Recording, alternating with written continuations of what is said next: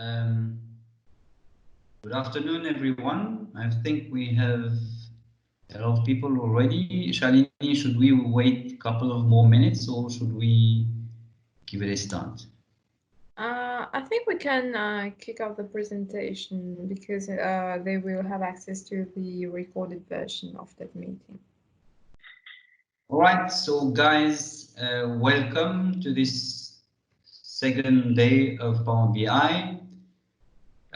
So again, as yesterday, if you can please mute and then unmute whenever you have any questions, I'll be glad to take them in English or French.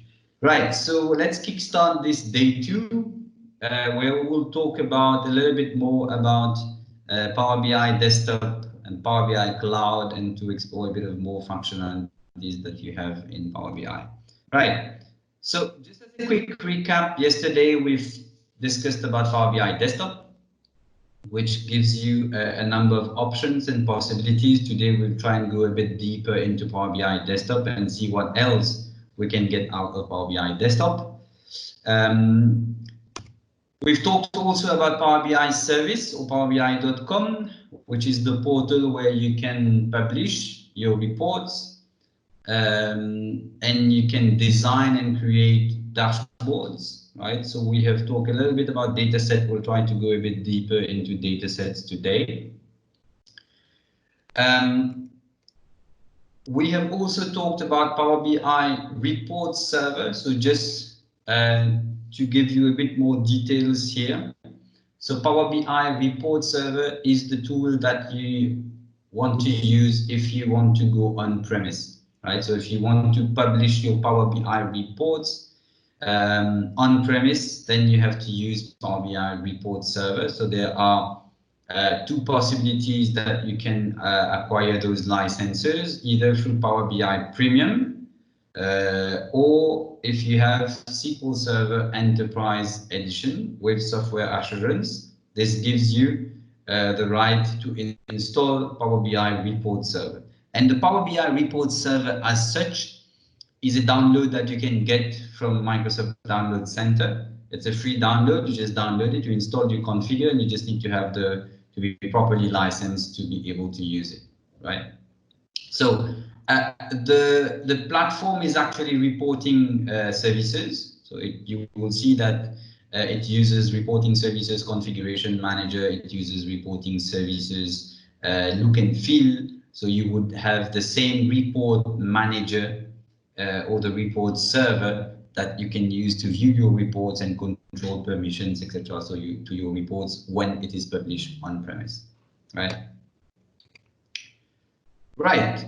So we've talked about reports, right? Yesterday we've been doing a lot of reports using Power BI Desktop. So this is what we will continue to do today.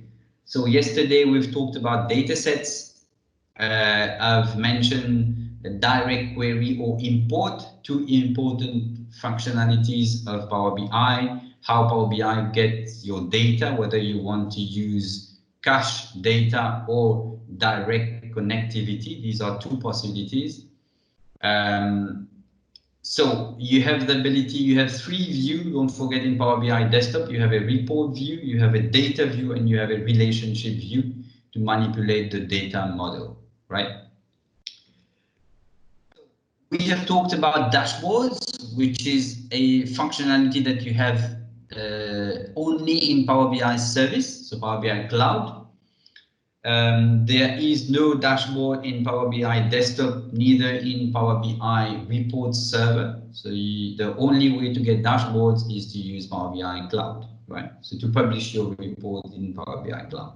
So the difference between dashboards and reports, basically dashboards are live tiles that are connected to a report. So let me just clarify here.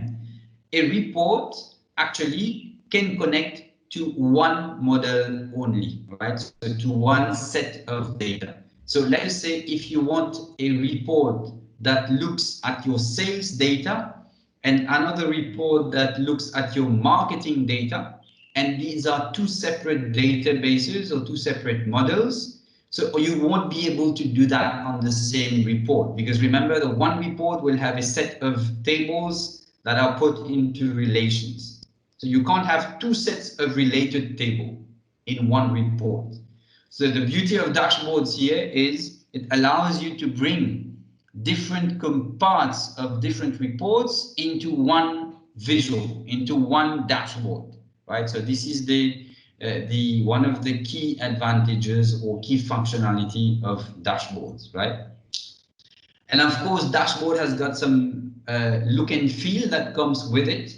So that is part of that Power BI, a cloud platform. So it kind of create that dashboard feel for you with the ability to click, and you can land on the underlying reports, right? So this is the difference between dashboard and reports. But apart from that, maybe you can make your report look a bit like a dashboard. So it all depends on how you want to use or present your information, right? Okay. So before going further, I wanted to ask if anyone has got any questions from yesterday's session.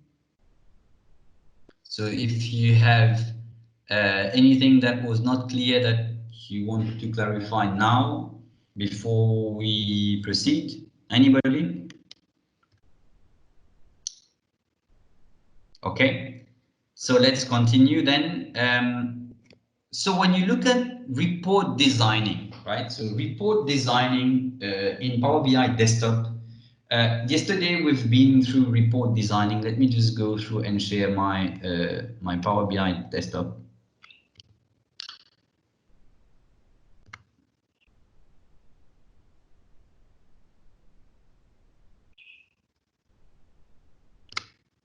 Right.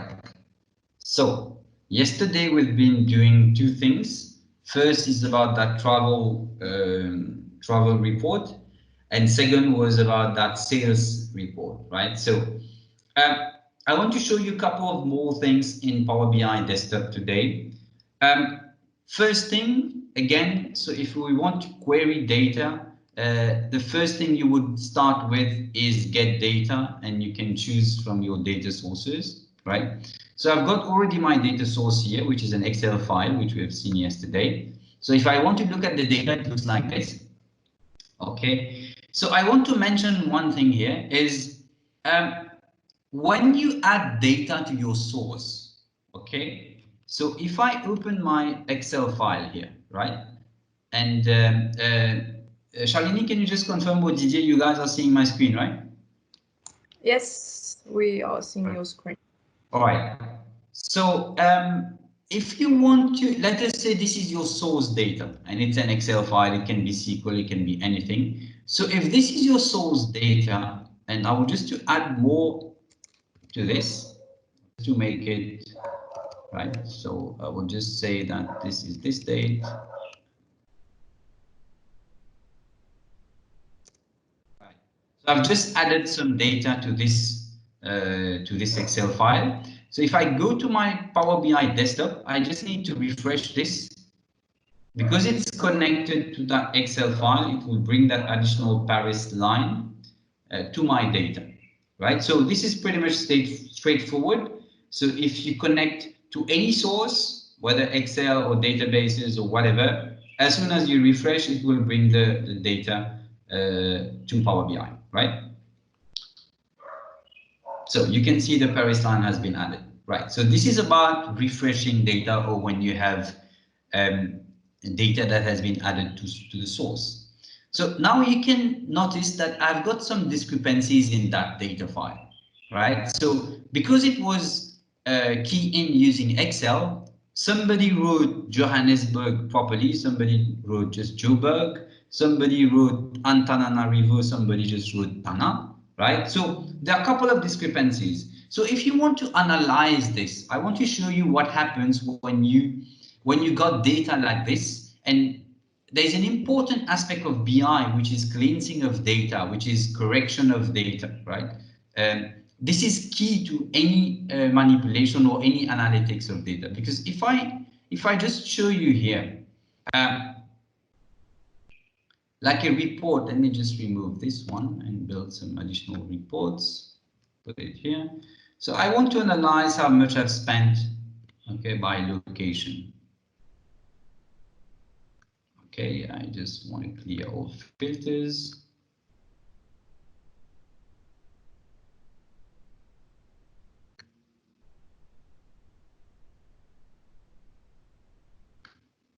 Let's make it.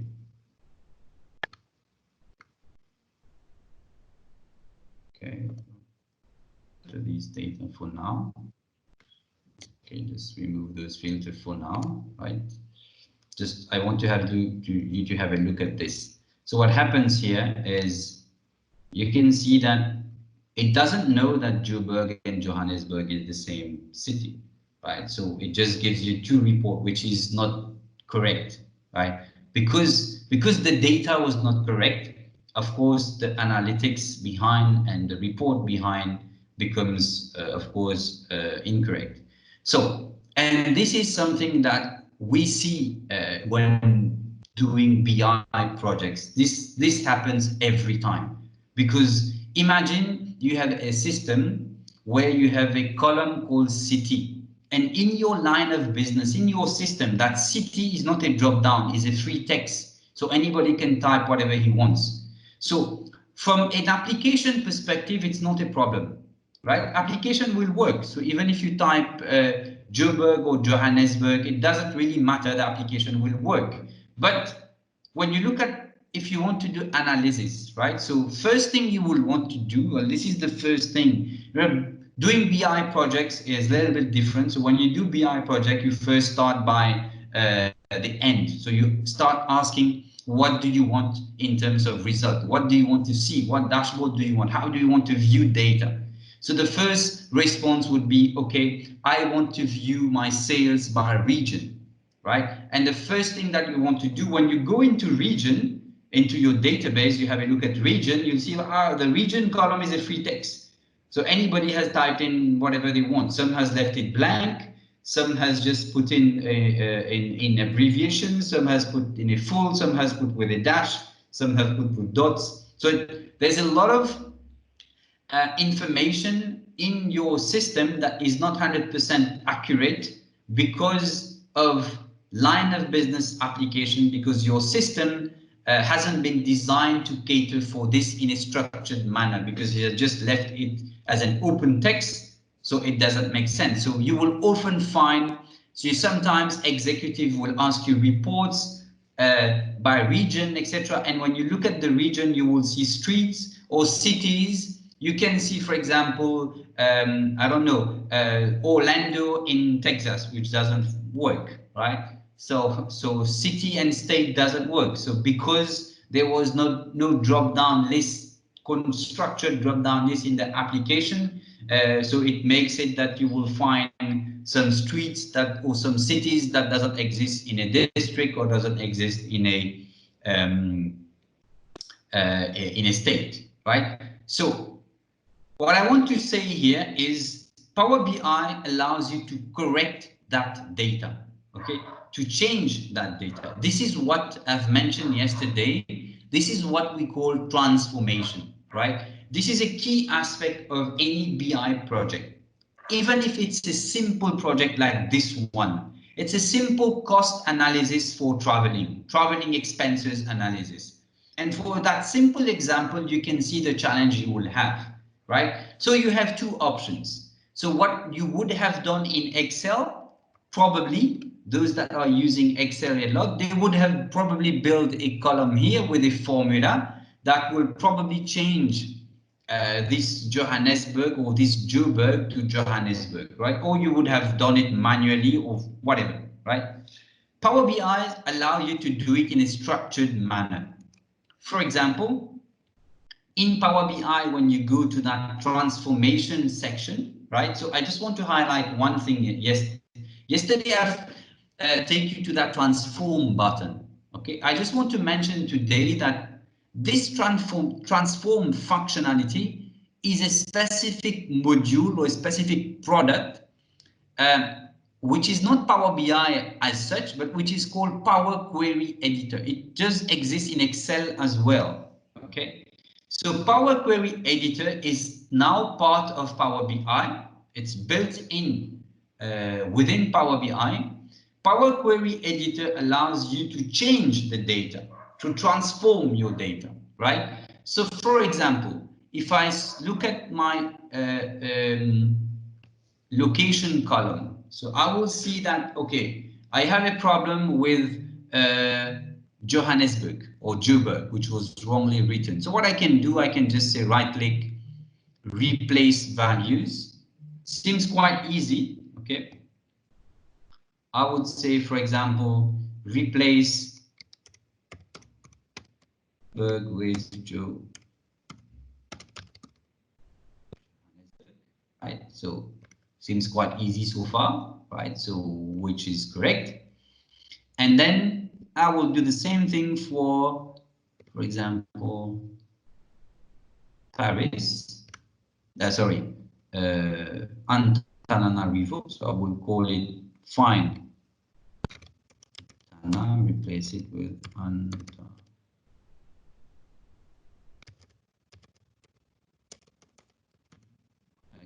Right. Well, it seems very simple so far, but what you have to understand what happens here is, first of all, it creates a formula. You can see it creates a formula for you. Table that replace value, replace Tana with this, etc. So but not only it creates a formula, because you have seen that, okay, I haven't added a separate column. I have done it right there on this column. So what actually happens in Power BI and Power Query Editor is each and every time you do any manipulation to your data, right? So again, this doesn't change that Excel file, right? Let's be clear. It doesn't change that Excel file. Excel file stays as is. But this create, here you can see there's something called applied steps, right? So what is applied steps? Applied step is everything you do in Power Query Editor is memorized, okay? So that Power BI can redo these actions if tomorrow there is a new line that is added. Because you can imagine if I do it now, and let us say tomorrow I have more data, because this is what will happen. This Excel file will continue on getting more and more information on a yearly basis, on a daily basis, on a monthly basis. So if I do it like this, and there was no applied steps, I would have, like in Excel, you would have to take your formula and drag it again for new data, or recreate the formula, or replace the data manually. With Power BI and applied steps, all the steps are memorized, and you can see it keeps them in an order. It says first thing, it finds the source, it changed the headers, it changed some data type. We did that yesterday. We changed some data type, and now we have done some replace value. So we have done two. One is about Johannesburg, another one is for Tana. Of course, this seems to be quite straightforward and hard-coded, but yes, if you have a separate logic that can cater for this change of location and correcting that, this will work as well. But for now, it's a simple example. So what this does is, why applied steps? Because so as for next time that Power BI go and query this same source of data and he finds a new line, he will analyze this line. Does this line need to be changed? So it will run actually all these steps, and he will find whether it is called Tana. If it is called Tana, it will name it. If it's called Johannesburg or Joburg, it will rename it. So this is applied steps. Whatever you do in Power Query Editor is kept as a step, so that Power BI can reproduce this at some point. Of course, you can remove it. If you click on this, it will just remove that line and bring the data back as it was, right? So you can see now that Tana has returned as it was. So it's like you remove the steps if you have wrongly added the steps, right? So these are applied steps, very, very important in Power Query Editor. All these applied steps are written in a specific language. It's called mQuery. So if you go to the advanced editor, you can see that you can see all the formulas that Power BI or Power Query Editor used there. These are all the formulas since the beginning. So first is a formula to get the data. Second is a formula to position on the sheet.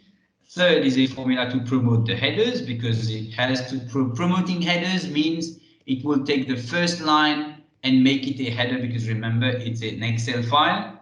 So Power BI has to know whether the first line is a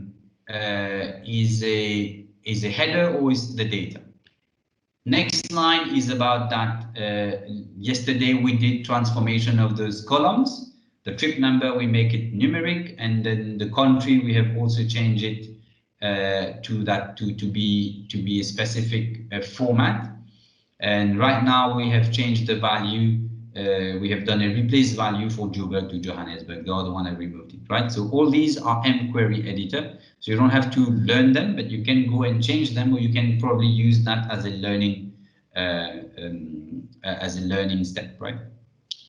Right. So this is, we'll get back into Power Query Editor, but the core that you have to retain here in Power Query Editor is Power Query Editor allows you to do transformation, cleaning of your data, changing of your data, making the data look what it should look, right? So this is the key purpose of the Power Query Editor, or the transformation module, which is part of Power BI, right? So in a normal classic BI project, these kind of actions would have been taken place using an ETL tool, okay, extract, transform, and load tool.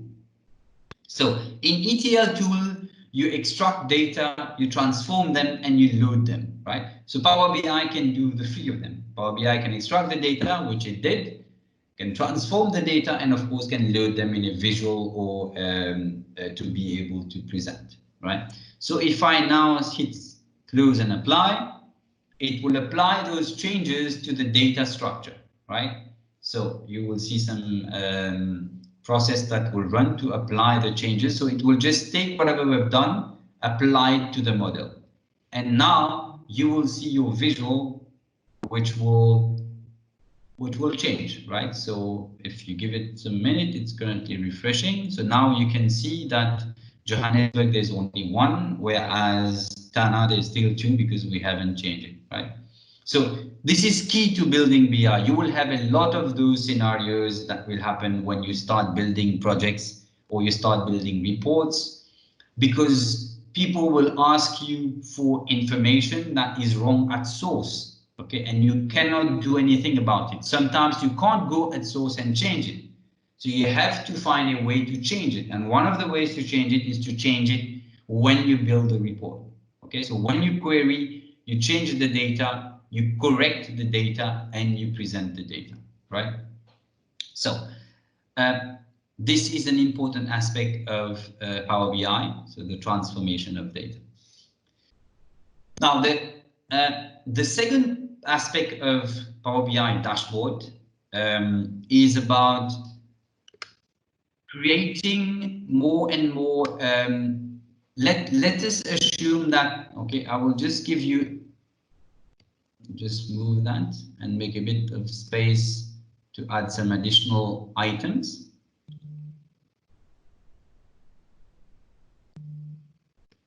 All right, so when you look at this, sorry about that. Okay. When you look at this figure, 732, and if I look at my Excel file, right, so this should make up 732. So you can see it here, right? So which means that this is the total amount that I've spent so far, right? So what you want to do here is, how do I do to present this as current year figure and last year's figure, right? So, and this is what I mentioned yesterday about, you know, Power BI being a journey, Power BI being how you want to narrate your data.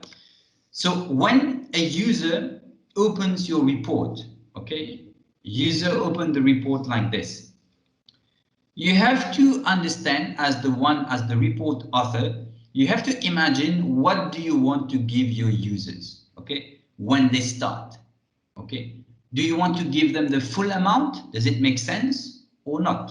Okay, because if I give you the full amount, you will not know whether this amount is for this year or this amount is for this month. Of course, I can give you some additional charts that gives you more information. But what will make more sense is if I can give you this is the amount, this is the total amount so far, and I can also give you this is an amount for this year and this is another amount for last year, right? That would make sense. So how do you proceed if you want to have on the same screen, on the same page, three different visuals, one that shows you probably for this year and another one that shows you for last year, right? So what I will do is I will remove this one. And so how do I reach to that 732? I think you have got it from yesterday. I just need to select the total cost and change it to a card view, right? Changing it to a card view will just give me the total amount, right? So which works fine, but I don't need the total amount at this point in time. I need the current year amount, only because risk report should show current year plus last year, right? So this is where I would like to introduce. Yesterday I've talked about filters, but yeah, so just to go a bit more details here. So what you have to do to get data, so pre-filtered data, you have to use this filter section here, right? So now we want to filter by year. So I want to filter by year. So I will take from here, for example, from O2, whatever makes sense. So I will filter this page. Okay, so when I click and drag filter to the filter on this page, it gives me the ability, because it detects that this is a date format, it gives me the ability to do advanced filtering. It gives me the ability to do basic filtering. Basic is just choosing some date. And also it gives me the ability to do relative filtering. Relative is quite cool because I can say, give me all the data which is for this year. That's it. So I remember here, I don't have to create something separate where I can say, okay, I should mention that, okay, this is for today's date, or I should write a formula. Not for now. Okay, no need to write formula at this stage. I just put a filter, and now if I look at my total cost, I do the same thing. I just bring the total cost with a card view. Okay, so you can see now it's only 280, and this is supposedly being this year. If you look at my Excel file again to compare it, so this year is 2020. If I look at 2020, I have 280. You can see it here, so it matches. So fine. So this is this year, right? So I can try and make it more interesting by doing, okay, sorry, let me put it back. Card and cost. Did I create another one? Yeah, sorry. So let's say that this, instead of saying 280K and then cost, you want that to display the full amount, because right now it's displaying with Ks or Ms or whatever. You can change that format. So you just select the visual and go to that formatting box here or tool here. You go to data labels, okay, and you can decide how you want to view your display units. So I can say that this is in thousands, so it will show me Ks. So I can say that I want this to be in millions. It will show me, because there is no million, so it's 0. If I don't want anything, I just put it to none. So now it displays the exact amount, well, the full amount, right? So I want to give it a bit more information here. So I just want to say, okay, I want to give it a title, and I want to call that total cost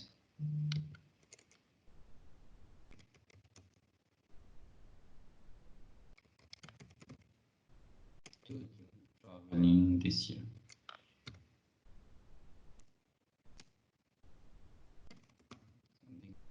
Okay, so I can just make that a little bit of formatting, just center that, make it a little bit bigger. Okay, I can of course change the font color, etc., etc. So yeah, right. So okay, so this is my traveling for this year. Now I want to view also on the same screen. I want to view the traveling for last year. Okay, so this is something tricky, and this is where I would like to introduce to you formulas in Power BI, right? So you know that you can write formulas in Power BI, which is a little bit different from the formulas you have from Excel, right? Because this formula uses DAX formulas, which is kind of a subset of multi-dimensional expression, right? So it uses DAX formulas. Okay, DAX formulas basically are formulas that are used against multi-dimensional objects or multi-dimensional databases like cubes, etc. Right? So because DAX allows you to do formulas with a perspective, right? So you can imagine any formula has got probably two, like an X or a Y axis, for example, right? So DAX formulas has got X, Y, and Z, okay, or not only Z, but it has got multiple dimensions. So this is why it's called multi-dimensional expression, right? So, or multi-dimensional formulas. So to create a formula, I just want to introduce this, and then maybe later I will get into more details. But how do you create formulas, right? So in Power BI, to create formula, you have to use the fields column. So if you look at my fields here, it says my table is sheet 1. So if I want to create a formula, that will have to give me, that will give me only sales for the last year. And you can see that I can't filter, because if I filter this and say, show me for last year, the whole page will change. This is why I can't do it in filter, and I have to do it in a formula. So to do it in a formula, just go right click on the table, and you have the ability to create a measure or a column. So for now, I will create a measure. I will explain to you later on what is the difference between measures and columns. So I will create a measure just to introduce how you write formulas. So when you create a new column of type measure, because I want to measure this value, it gives you like a formula bar, a bit like Excel. I'll just change the name of the column. I called it sum last year. Sorry.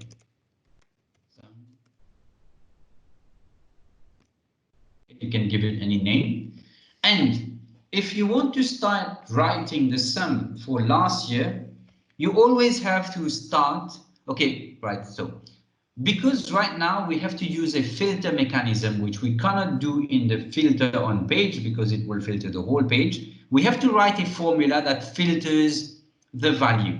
So I will always start with calculate. This is the best option to start writing formulas. You start by calculate, and you give it. You see that when you start calculate, it gives you some tooltip text where you know exactly what to put in terms of information or in terms of expression. So right now, I'll start by calculate, and it asks me for expression. So what do you want to calculate? I'll say I want to calculate the sum. And as soon as you put sum, it will prompt you automatically for all the columns that you have in your tables. So I would say I want to do the sum of cost, of course. And then it asks me now, what would be your filter? Right, so remember, my filter is last year. And again, now I don't want to put 2019.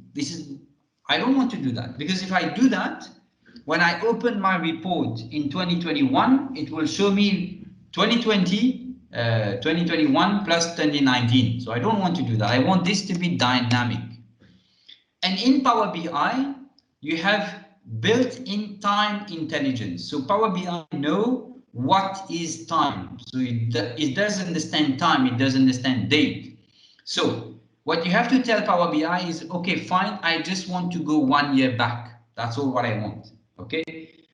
Whatever be the current year, just take me 1 year back. Just filter for all the data 1 year back. So what you have to do, there are some functions that exist already in Power BI. There is one called parallel period. Parallel period returns the date for the same period, probably last year or last 2 years. So you just use parallel period and it will ask you, what date are you looking at? I would say I'm looking at my date from, and then it asks you, okay, what is the interval? How much do you want to go? I would say my interval is 1, and the interval, sorry, is -1 because I want to go 1 year back, and the interval is year. And with that, you could have done next year.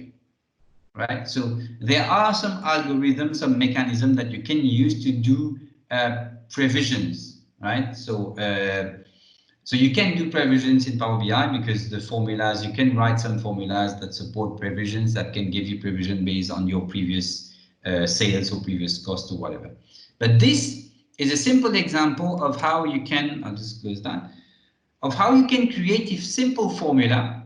But as you can see, this is a single line formula without any way I specify, take the year, take 2020 -1, etc. I just specify parallel period. He understands what parallel period is and he will go back 1 year. So if I confirm this formula, so if there is any error in the formula, you will get an error on the bar itself. If there's no error, the formula will confirm and it will create another. You will see that the icon will be different. See, you have a small calculator icon here, which is different from this one. Okay, this one was it's summation because this is the measure that it has brought from the database, and this is a calculated measure, right? So now if I do the same thing, I select this and I make it a card. So it says sum for last year was 452. Let's go back to our Excel and check it. Is it 452? Yes, it is 452. Right, so it has detected automatically what last year is, and it gives you on the same screen traveling for this year and traveling for last year. So if you want to compare, you can compare, right? So now imagine you can do this on a monthly basis, you can do this on a daily basis, you can do this on a quarterly basis. It doesn't matter, you have just to use parallel period. Now there is not only parallel period, right? There are a couple of other formulas that you can use, but this is just to give you a bit of a brief of what is formulas and how you can filter value using formulas, right? Okay, any questions so far?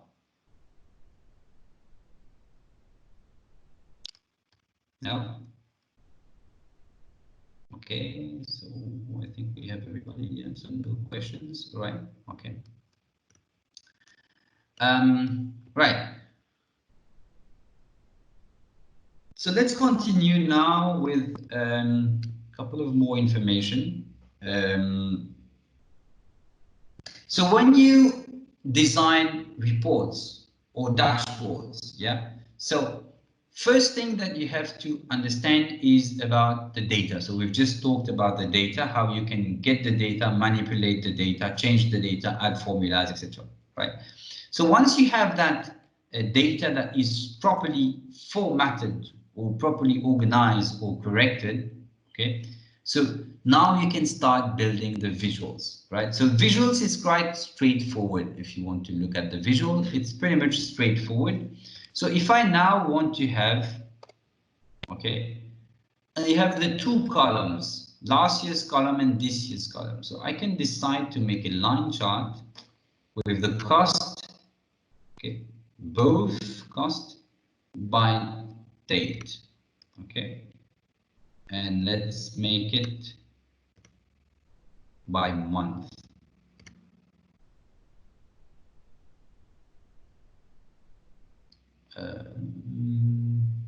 Axis values, yes, seems to be okay.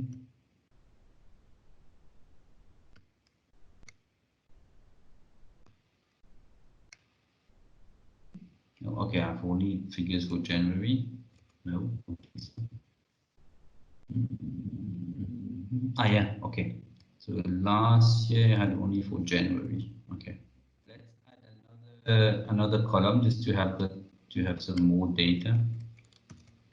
So I'm currently adding another column just to make some more information. Right, so let's take it like this. Just refresh it here. So just change the data, refresh it.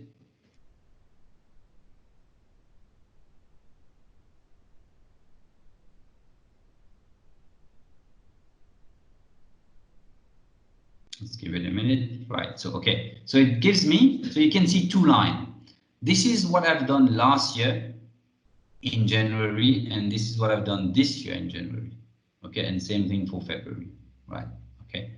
So it's pretty much the same for February. So 100 to 105. So it's pretty much the same. This is why you see the dot kind of taken up together. Right. So this is an interesting fact that you can show your progress. You can show exactly what was done last year for the same period.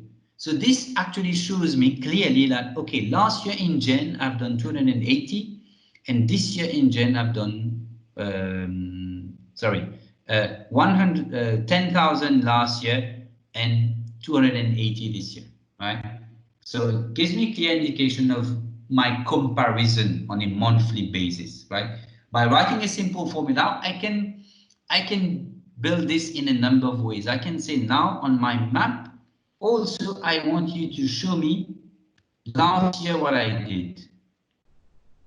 Okay, sorry, yeah, last year and this year. Can I put 2 in the map? Yes, I can. So you can see that last year I've done 30,000 and this year is 200,000, right? So you can build that as part of a number of charts. You can use these two values. Now you can imagine you can create more values, you can create more columns, you can create more formulas as in when you go, right?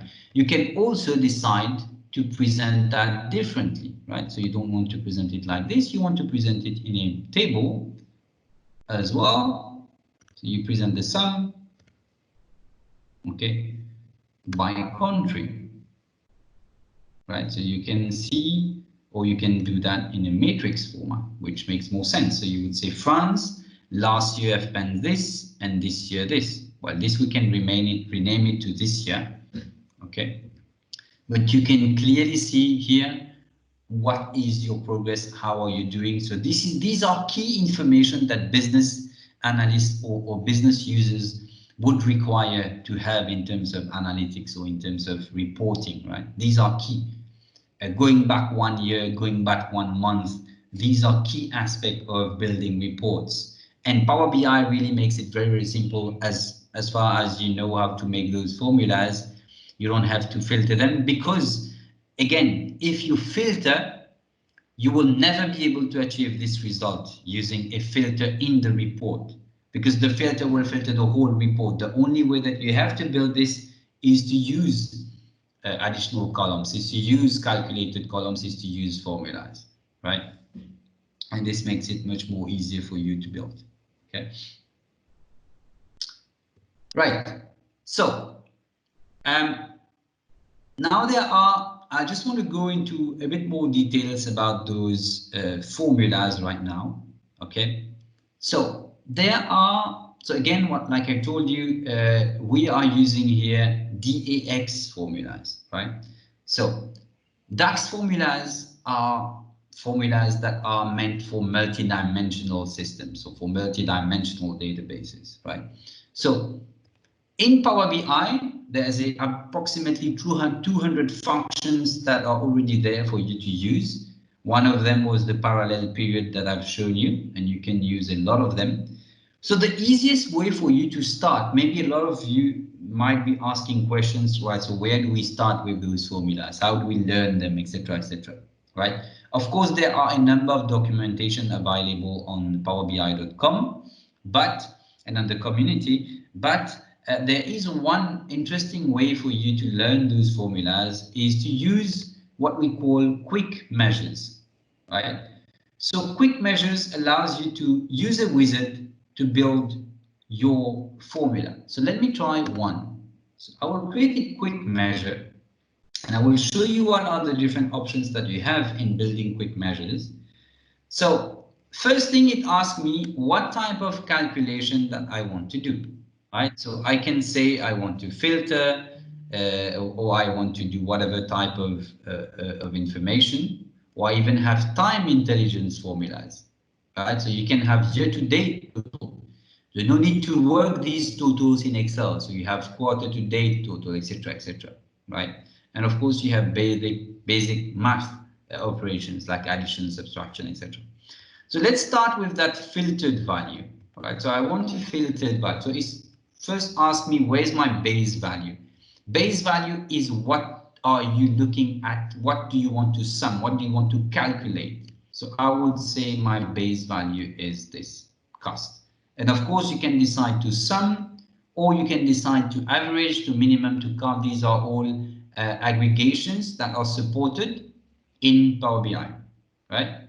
So it means that at some point you won't not want to do sum, you want to do an average of your cost, or you want to do, I don't know, a maximum and minimum. So now it asks you, how do you want to filter those information? So I can say I want to filter by date. Okay, well, this is a little bit tricky, so I just want to use this one. I will explain to you date hierarchy afterwards. And now this is one way of doing things. I want to show you how you can do it and what type of formula is generated. So if I hit OK, so now it's a basic formula.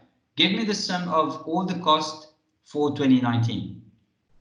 If I go OK, with this formula, of course, this is kind of static because I've mentioned the name compared to what I've did in parallel period. But for parallel period, we have to use time-based intelligence formulas, right?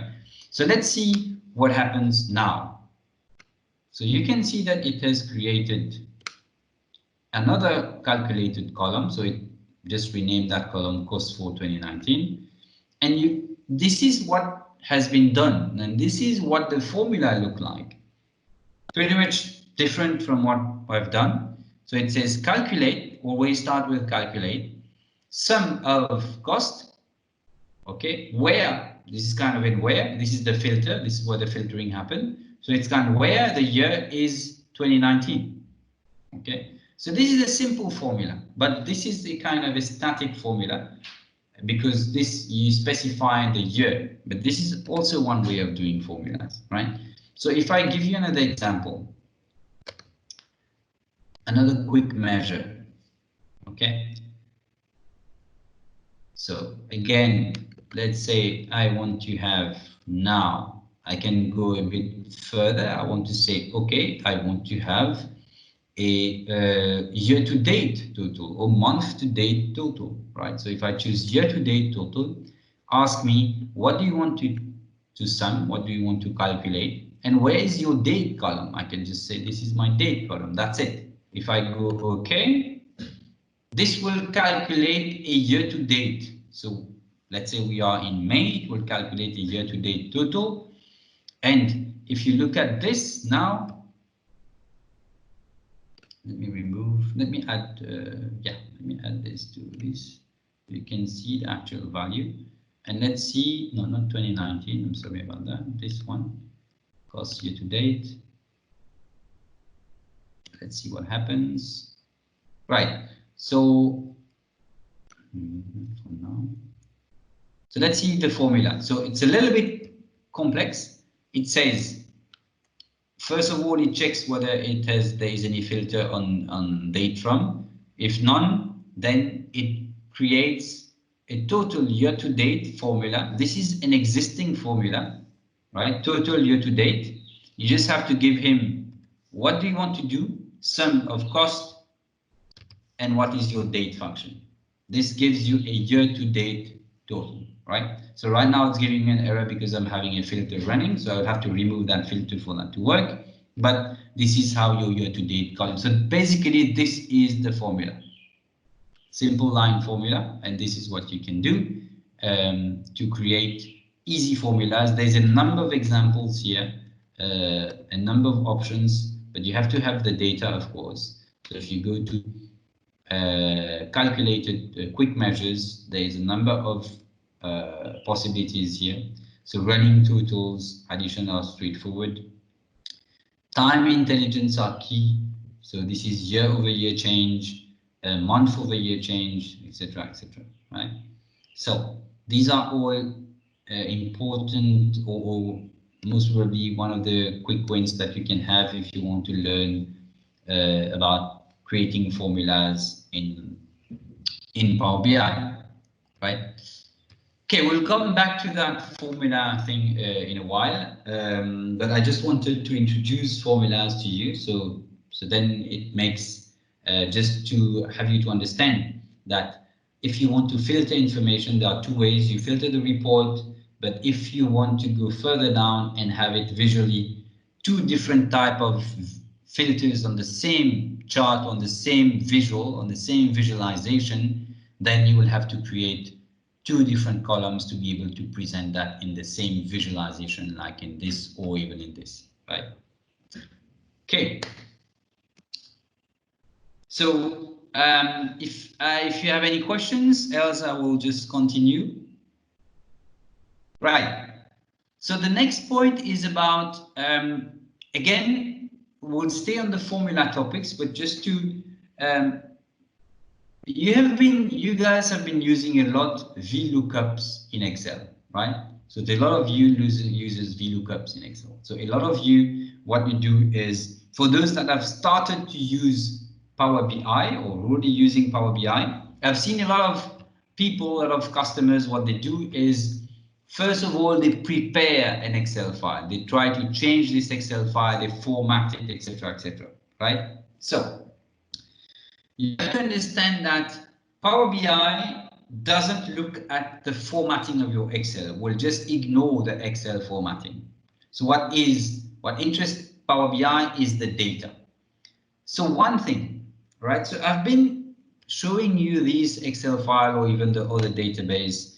So what you have to make sure in Power BI is the data that you have to give to Power BI should be a table, okay?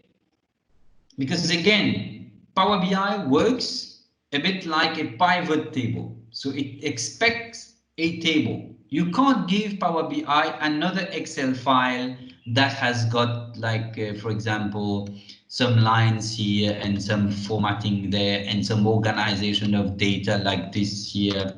You see what I mean? You can't do that. You can't make something like this and just, you know, and try to format this and this is something else. So this doesn't work, right? You don't want to do that in Power BI. Don't do it in Power BI because Power BI will be confused, because Power BI expects data. So we will try to see that, okay, something like that. It will try to understand that, okay, this first line, this is the header, and it will pick up traveling as the header, and it will just mess up because it doesn't work, right?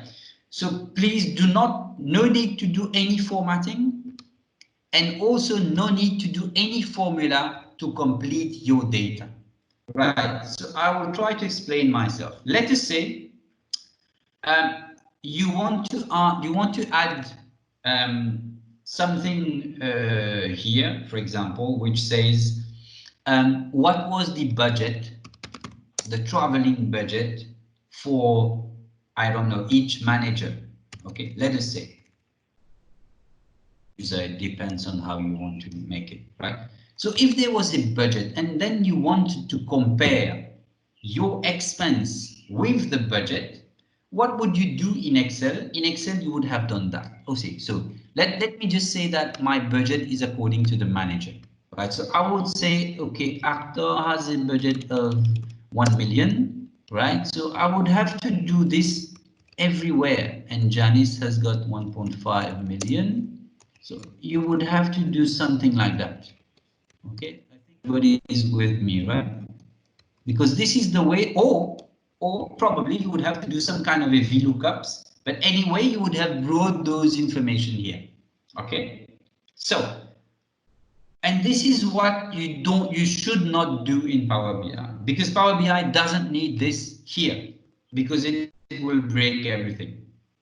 So you have to keep this separate, because as you would do in a VLOOKUP, but the problem is that in Excel, you have to have the column here to be able to present that column on a table or on a pivot table. In Power BI, you don't need to have the column in the same sheet. I would create another sheet and I will call it budget.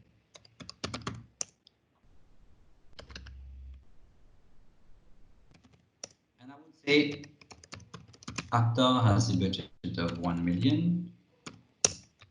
And Janice, I think. Janice. Yeah, Janice has got 1.5. Right. So this is my budget file. That's it. I can add more. I can do whatever I want.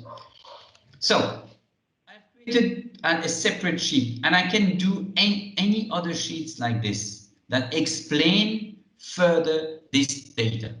Right. So I can say there was a budget. I can even go further and say, okay, the purpose. There was also it's marketing, but marketing it's subdivided into different aspects of marketing, client visits, etc. So these kind of stuff can also be done. What I'm trying to say is, instead of adding columns here, you don't need to add columns here. If you want to explain that data furthermore, you can create sheets that explain the data or that gives you other views, for example, budget. So I will just save this and I will add this budget sheet. Imagine it's a budget table. It works the same way in your database. I want to add that budget table to my data here because it's not there.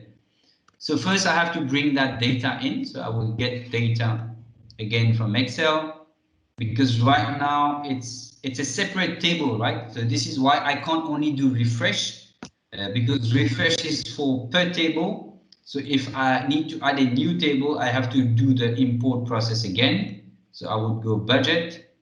Okay, right. So I have gone wrong there. So I just need to add, just to make it look, because else I will not know. So this is the manager and this is the budget.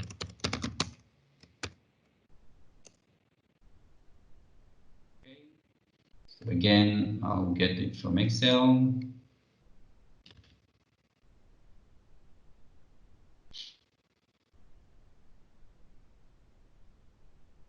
So budget, now I've got the columns. So I will just load the columns. So now I'm trying to change the model. I'm bringing more and more data to the model. And you see what happens now? Automatically start doing some kind of relationships, because, and this is one important aspect, right? So this one, this was just for demo. I can just remove that. I don't need that anymore. Okay. So you can see now I have two tables. I have my main table and I have my budget table, right? So when you have such situations, when you import two different tables or two different Excel sheets or whatever, remember yesterday I've told you that the model is very important to Power BI. Whatever you put in the model, whatever you put in the relationship, this is what Power BI will give you in terms of results. So the key point here is, whatever you put in a model like this have to be related. Okay, there's no exception to that. Everything that you put to a model must be a semantic model, must be a star schema. Well, even if you have two, it has to be related. This is a must. If you don't connect those two tables, you will have wrong data. Okay, it means that if you don't connect these two, budget will not be connected by any means to the data. So you have to connect them. And the way I connect them is by the approver. And the approver is actually the manager. I'll just connect them, just click and drag. That's it, as simple as that. So Power BI will detect automatically the directions and the cardinality. So it says that, so it's a one-to-many, okay, because one manager can have multiple approvals, and multiple people that reports to him. So, which is correct. So it manages to detect. Okay, Power BI looks at the data, try and understand the data, because this is not a simple manipulation. It might seem as simple, but when you do that manipulation, Power BI go and reads at all the data, both tables, and see what type of cardinality, what should be the direction that he should use, and then come up with the one-to-many or the many-to-one or whatever type of relationship. And this is key in Power BI. If you don't do this, your report don't come up proper. So now that my relationship is done, I can go to my report and I can say, okay, now show me the budget. I can just expand budget and I can say, show me the budget. Is it there?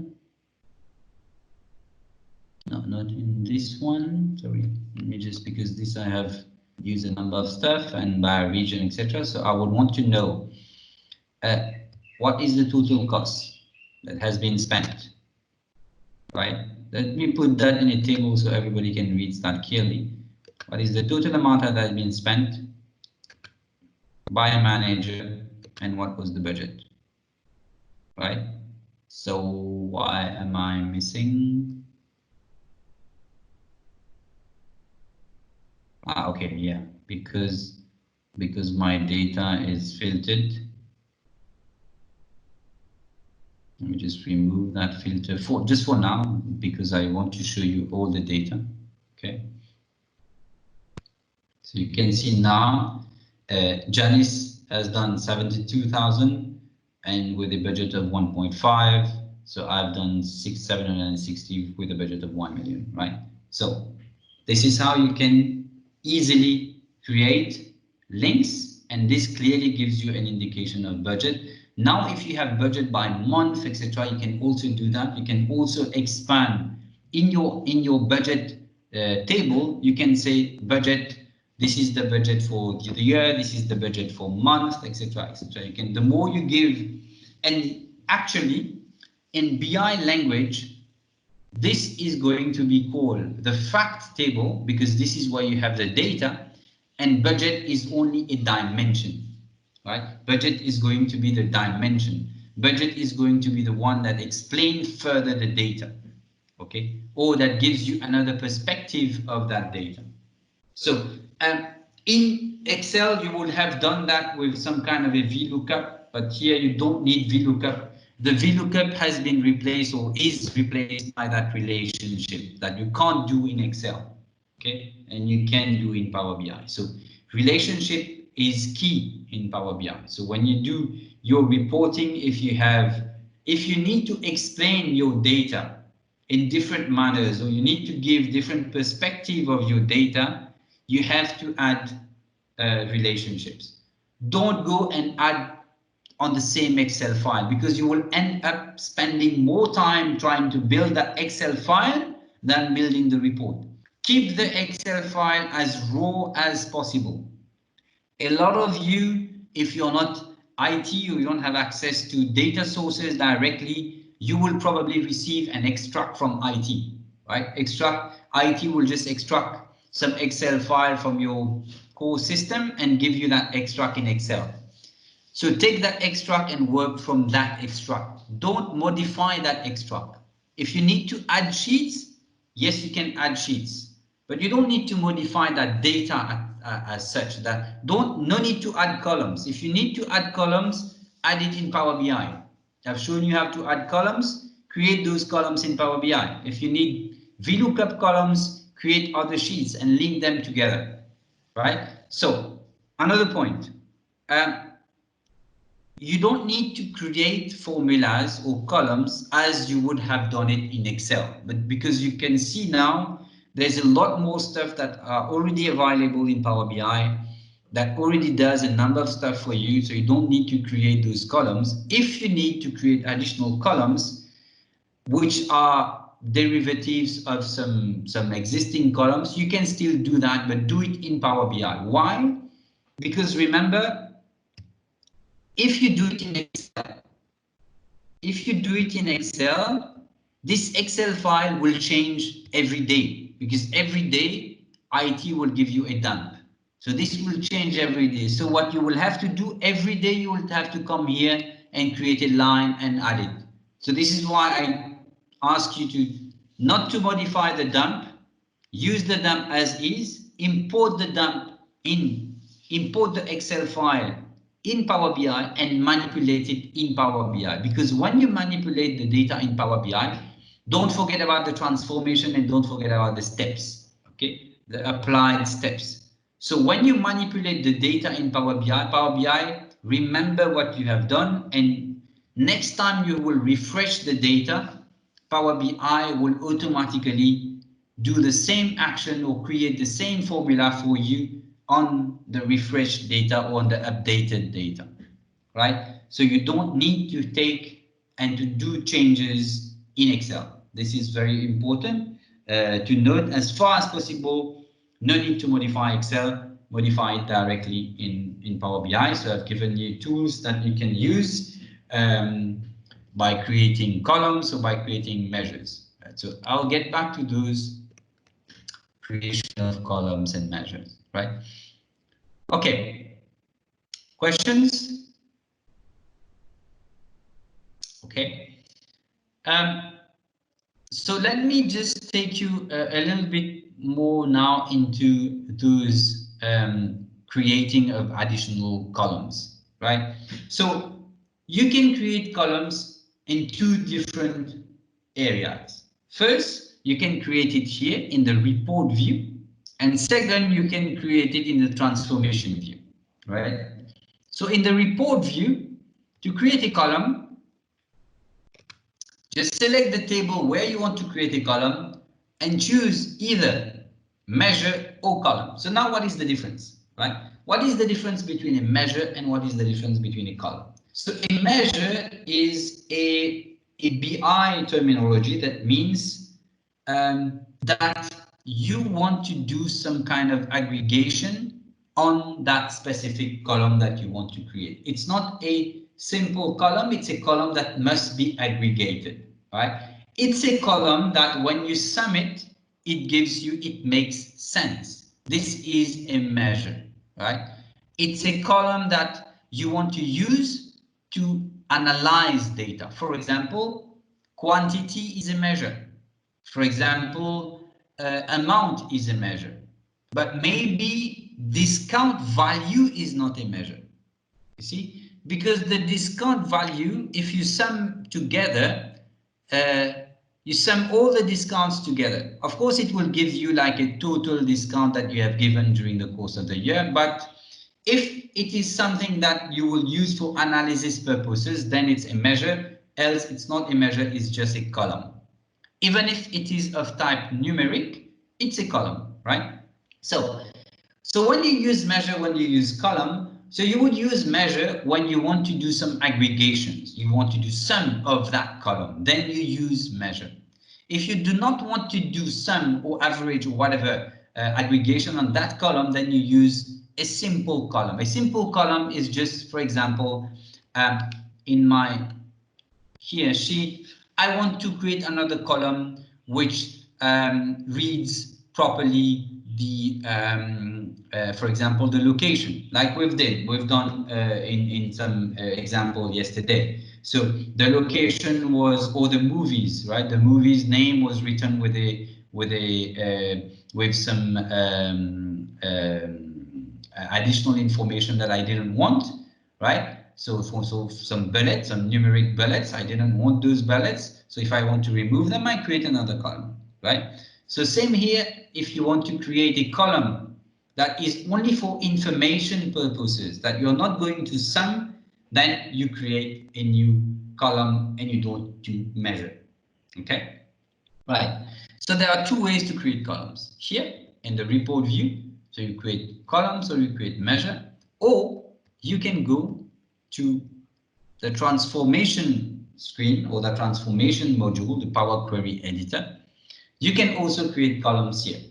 So here you have a little bit more options because if you do it in the report view, you can only do it using formulas. But if you do it in the Power Query editor, and if you go to add columns, there are a lot of stuff that you can do. You can use, yesterday I've shown you the column from example. Okay, so it reads from the example. So if it would read something and it can convert, so it's kind of a replace. Yeah, the column from example is a replace. So a custom column, this is where you can create your own column. So if I go custom column here, it creates a column, and this is where it asks me for the same formula as we have done on the previous screen. Right, so this is a custom column. So I have got some nice feature which is called conditional column. Okay, conditional column is where you can create a column based on some conditions, right? For example, I can say this would be the continent, right? I want to analyze by continent, I don't know. So if I would say country contains something like France, okay, then it is going to be Europe. Okay, something like that. Right? So it's just a quick example. Okay, it can be from a selected value, it can be from whatever, right? So I can say do not end, I can say do not contain. So this is a condition. So else I would say world, for example. Okay, so I can go okay. So this is a quick column that is created for me. So you can see now. So if it finds France, it will put it EU. So all the rest will be world. So very simply you can create, and why you would create those columns? Most probably because somebody can ask you, yeah, okay, can you give me a report on per continent, Europe, Asia, America, blah blah blah, right? So you would say yes, but I have to build a column for that because I don't have the data. So I have to get the understanding of what is Europe, what is America, what is Asia, etc. So you would in Excel, you can also build that in Excel. You build the formulas with the if, and you can achieve that. So you can do the exact same thing here. Again, this is why I've been telling you, no need to do formulas in Excel. Do your formulas here. So when you do it here, it will go in and applied steps. So next time you have a new line, it will be automatically added for you. The continent will be automatically added for you, so you don't need to add it again, right? So there are a couple more options here. I will let you discover them. So you can do extraction. You can say, okay, I want to extract the first 3 characters of this column or of that column. I want to extract whatever. These are text manipulations or string manipulations, right? That you can do. So all those are quick and easy tools that you can use to create columns, right? To create additional columns that would give more sense to your data. Because remember, what we are doing here is we want to make the data the more presentable possible, right? So this is very, very important. So because when you will present that data, you have to make sure that it has got enough information and there are no, for example, that whatever is written here makes sense for the one that will view the dashboard of the report, right? So this is why data is very, very important in Power BI, and this is why you have the ability to manipulate data that much, right? So let me go and close and apply this.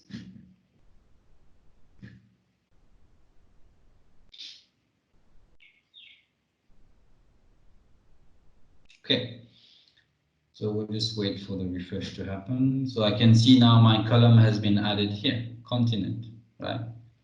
So fine, so I can use that or I can just leave it like this, right? So let's talk about, now that we have looked at data and we have talked about changing of data, cleaning of data, or manipulating data.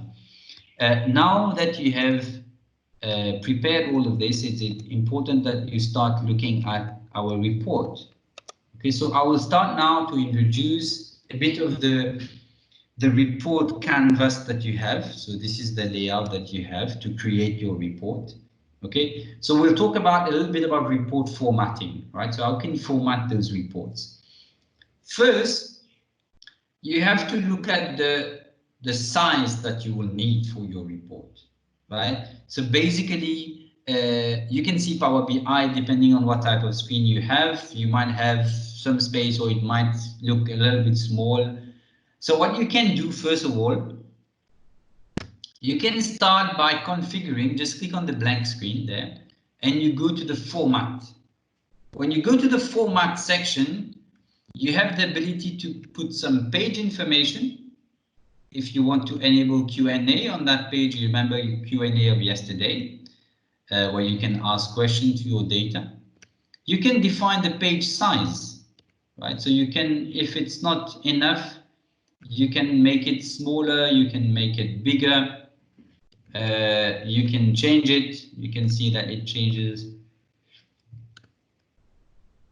You can even make it custom, okay, if you want it custom. So I will leave it like this. So you can change that page size important. Couple of stuff that you can do as well is page background. So let us say I want to have a background on my page, right? So with a transparency. So you can see I can play with the transparency level here. So I can have a background. So I can start formatting my the alignment, whether it is top or whatever. The wallpaper is something nice as well. So I can say I want to have a wallpaper. So the wallpaper is really the space that will be taken up if, you know, when the screen gets bigger or whatever, there's a layer at the back that gets filled with a specific color, right? So I can decide to change the color. I can decide to make it whatever I want, right? For example, not too good. Let me try and do a bit like this. Okay, so you can try formatting your data as in when you go along. So these are key aspects that you can use to start building your data. You can enable or disable the filter pane, changing the color, the filter cards. Again, if you want to have them enable, and if you want to change the color, etc. So this is about the page. So now what you can also do is you can start by saying, all right, so I want to start by putting some image. Okay. Let me just change those colors. Right.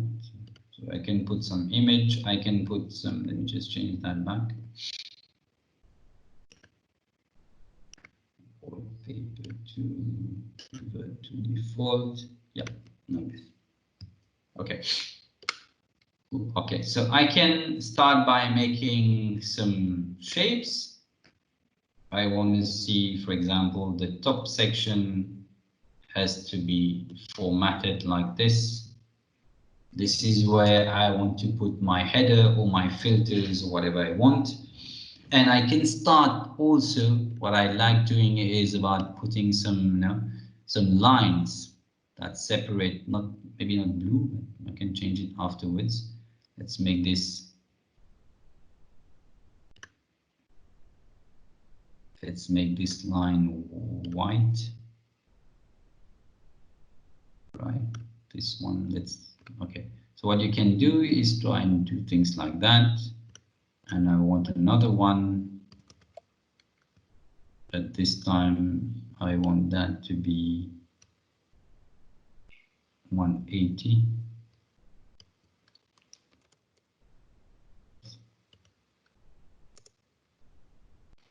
So I can start building my reports. So you can see now I will try to make it more smaller, make it like this. So again, this one I don't want a border.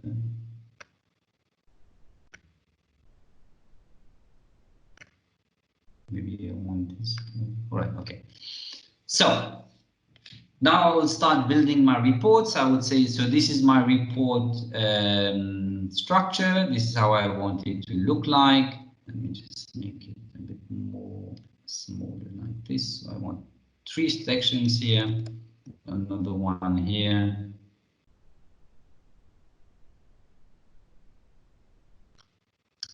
Yeah, let's make it like this. Yes, right. So I start building my screen like this, and I start formatting my report. So now I would say, okay, on this section, I want to give it a little bit more information. I want to have, let us say here, like a header or something like that. So I can say, let's give it a title.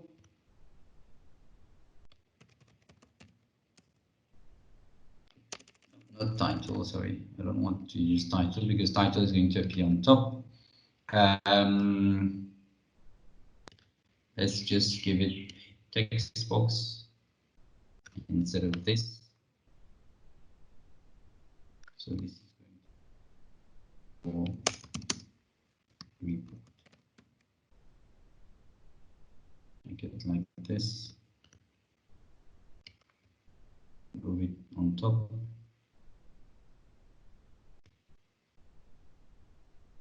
Okay, let's do it like this. Center that one. Okay, fine. Right. So I still want a shape.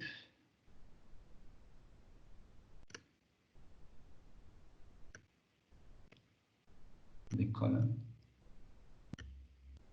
with no lines. Okay.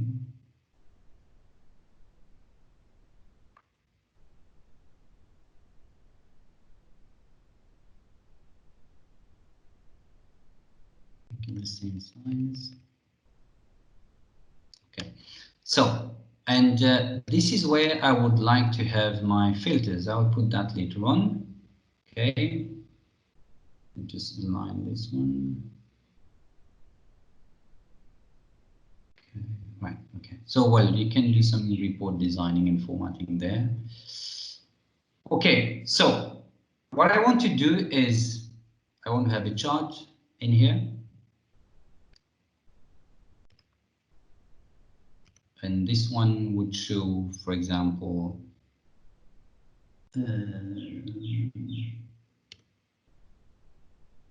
a map, what I want to go, what I want to see. And here I would like to have a card of my values.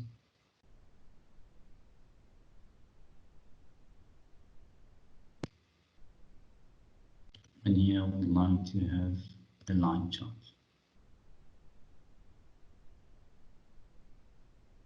Right, so you can start, let's make it same size.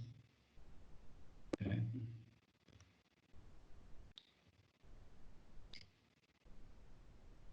Right, so I start building my report structure. Okay, I want it to look like this. I want to have a bit more options. You can add it as and when you move along. So I'll start by this one. I would say, okay, this now I want a chart. I want to have the total cost by country. Perfect. Right, so I've got my chart. I want to see also my total cost and my last year's cost by month.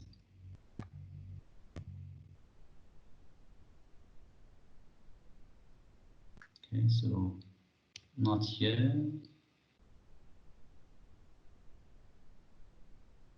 Because I don't have all the years.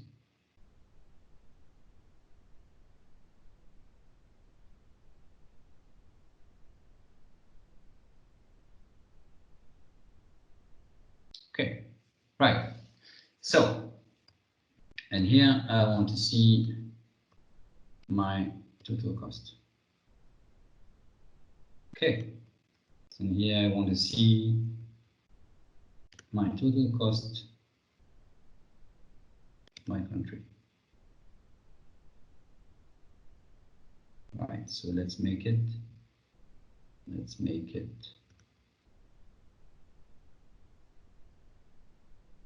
Yeah, so this one is a little bit different. It's a filled chart, so it gives you a little bit of more information on where you want to go. Right, so maybe we don't want to have this. So yeah, and then I can say I want to have some filters, which will probably sit on top.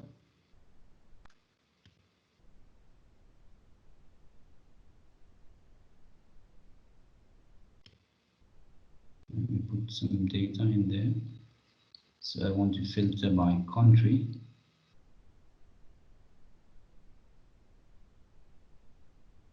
Okay, let's give that a background. Oops. Dark.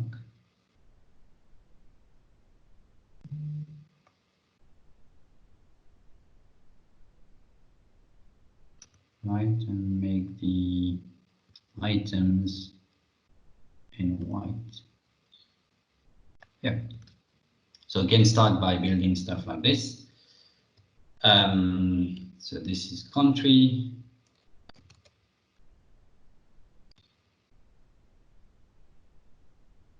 So I can make other.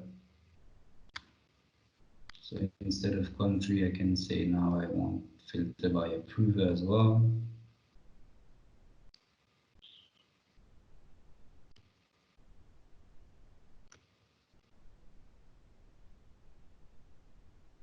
Yes, approver instead.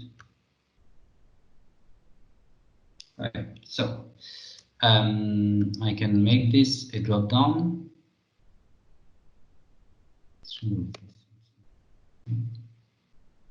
Make this bigger.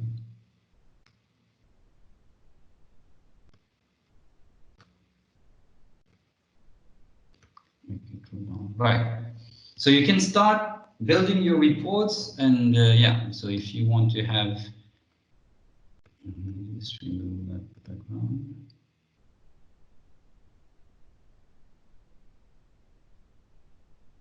Oops.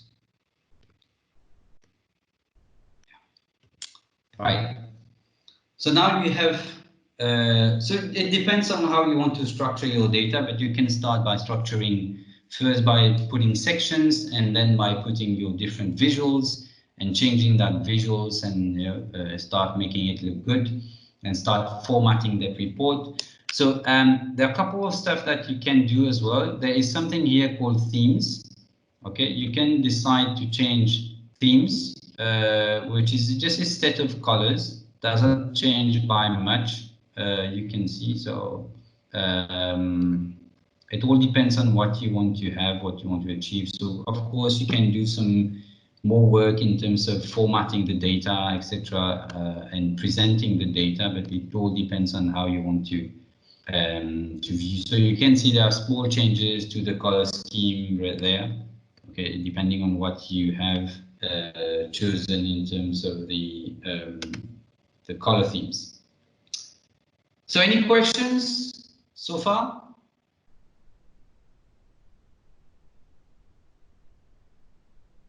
No? No questions? All right, so I suggest that we go for a quick 10-minute break. So I will just, so let's just go 10 minutes break and then we'll resume in 10 minutes. All right.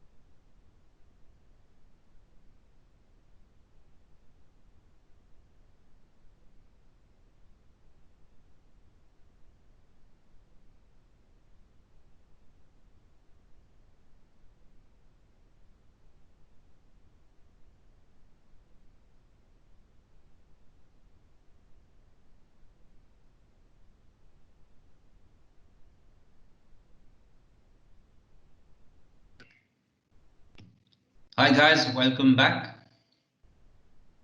So I just want to resume if everybody is back. Shalini, you there? Hi, Actor. Yes, I am. Okay, so let's resume then. So let me just share my screen again. Nice shirt, by the way. What? Nice shirt. Thank you. Right. So let's give it a start. So can you see my Power BI screen now? Yeah. No, we're seeing the Teams desktop, by the way. Okay, let me share it again. Now? Yes.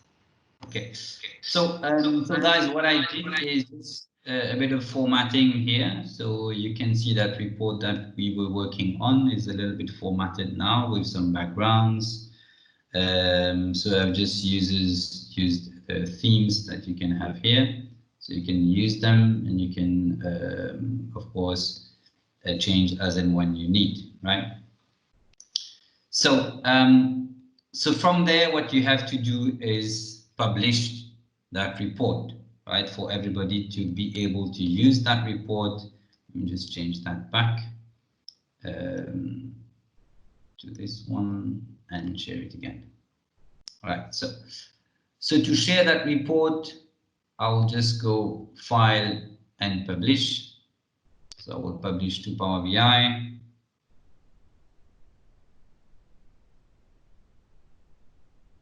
Okay, save that.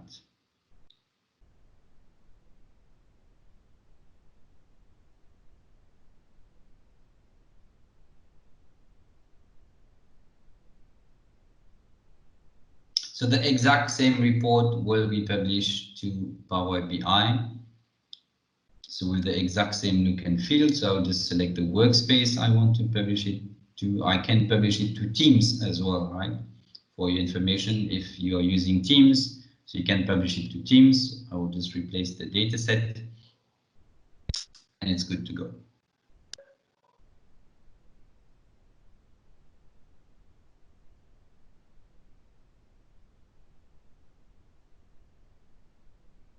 Just give it a minute. Right, so here you go.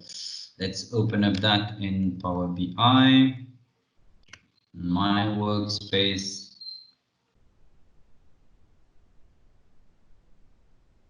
I'll go to reports. This one. Right, so I can see my report now is updated with the contents. Why is this one not showing up?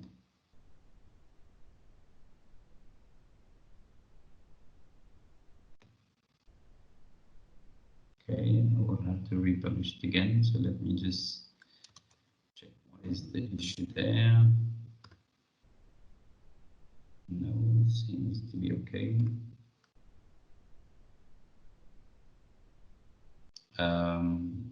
Yeah, should be fine. Okay, maybe I have removed the filters. This is why. Okay, anyway, doesn't matter. Try again.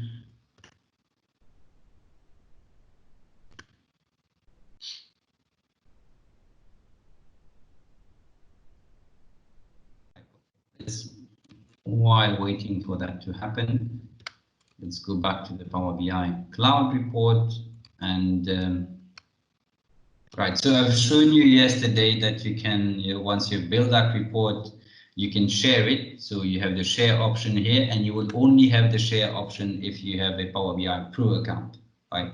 And you can decide to share it with your internal users, for example, or external users, depending on who has access to that, to your tenant, right? So it's important who has, if your tenant, on your tenant, you have allowed access for guests, then you will be able to share it with external users, else you can't share it.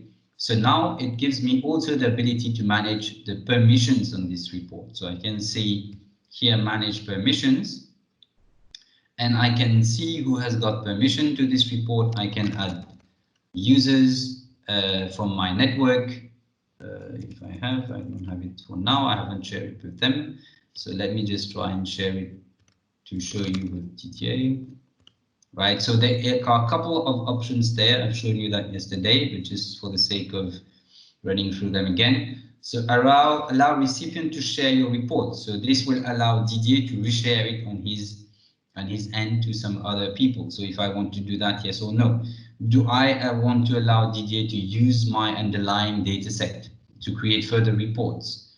Or do I want to send him an email notification? I don't want to send him an email now. I just want to share that with him, right?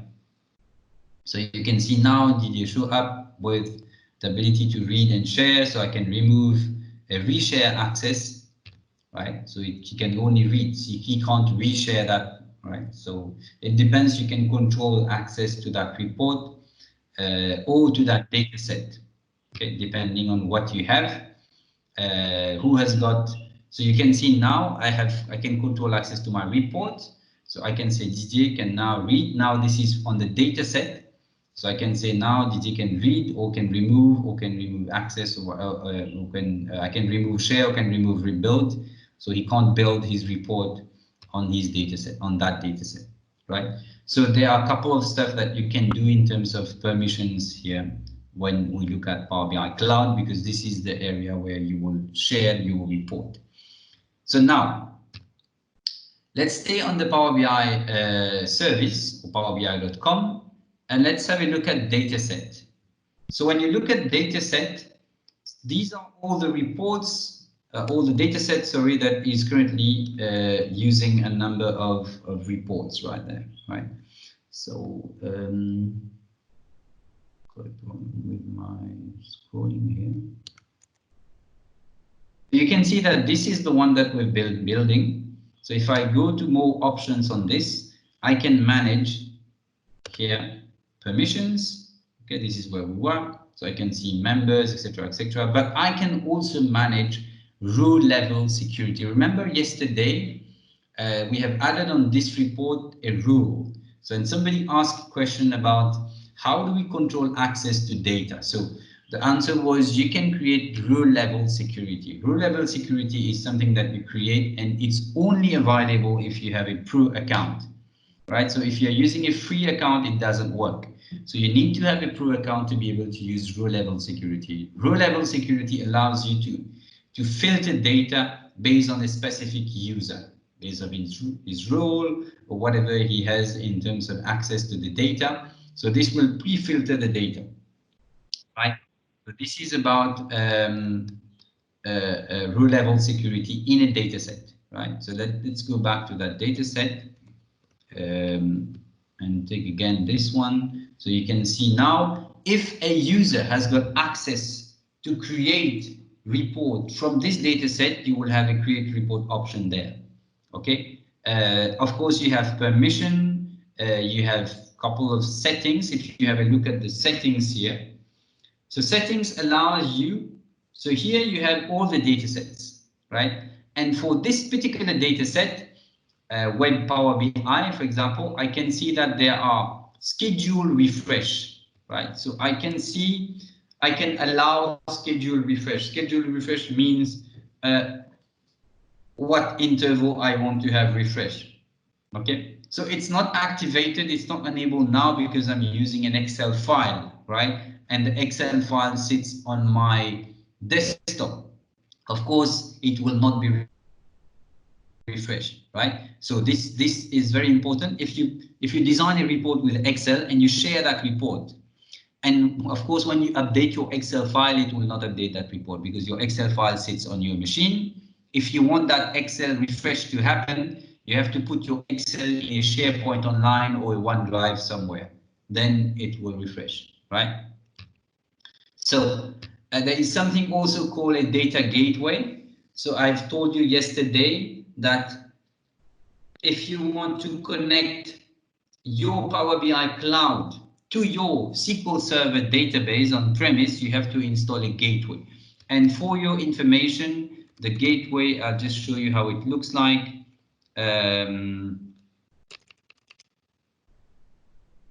Yeah, so it's called an on-premise data gateway. If I open this to show you how it looks like when you install, this has to be installed on a server somewhere. And then when you open that on-premise data gateway, let's wait for that to pick up. Yeah, so this is how it is. First, it asks you to sign in. Okay, you have to sign in using your Power BI account. You have to have a Power BI account to use on-premise data gateway. So when you connect to your Power BI account, it will ask you to, okay, so let's wait for that to come up. So here we go.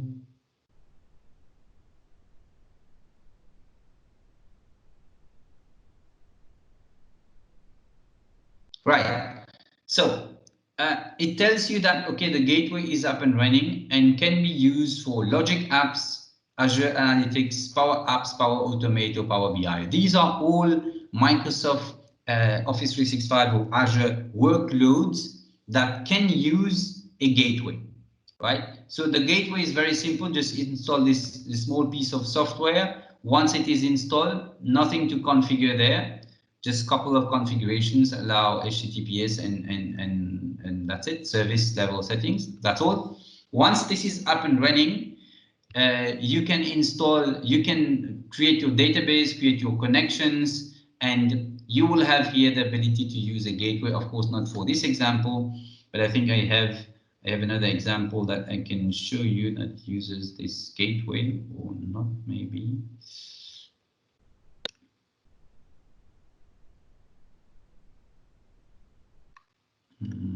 Just quickly have a look.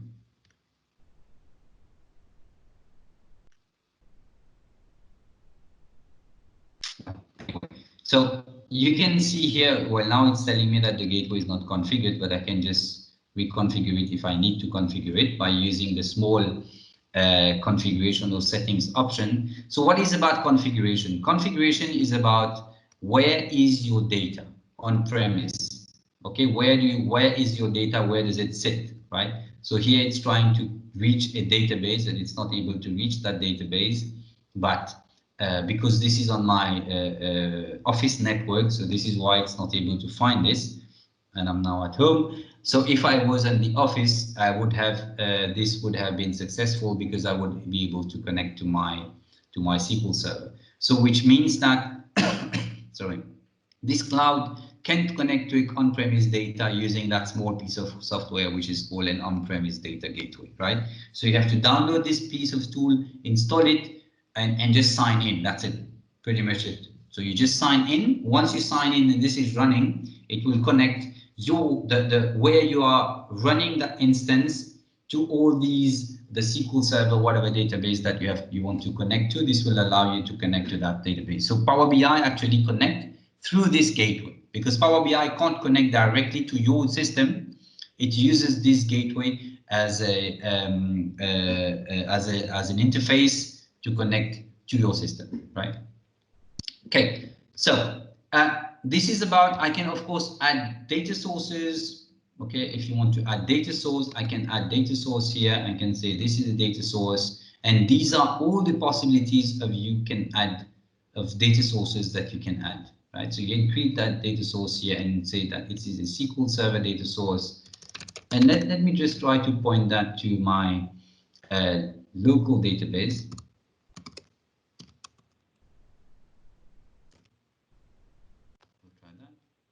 So this is going to be a Windows authentication.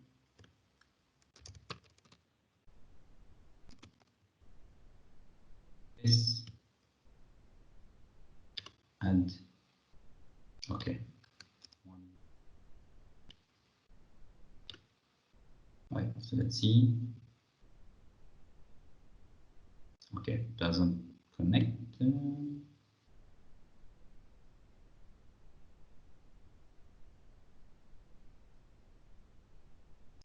Okay, maybe I have to do it all the way around.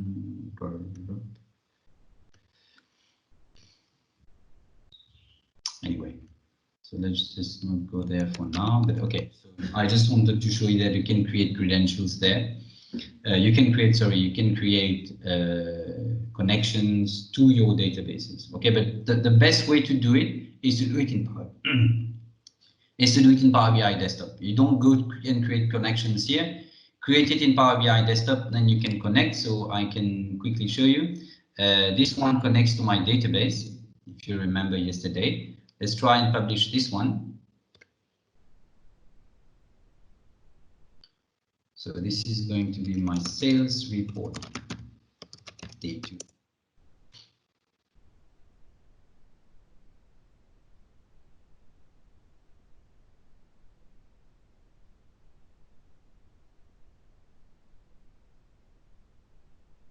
So let's publish that again.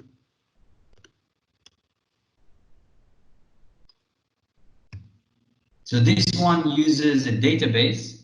So this one I will be able to configure an on-premise data gateway.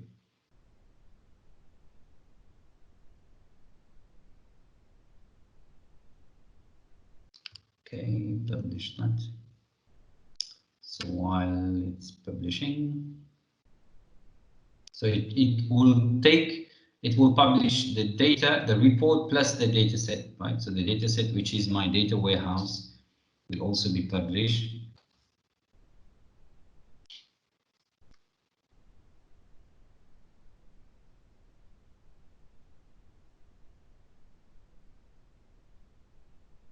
Might take a while. Okay, good, it's done. Let's go to the dashboard and see if it has been published properly.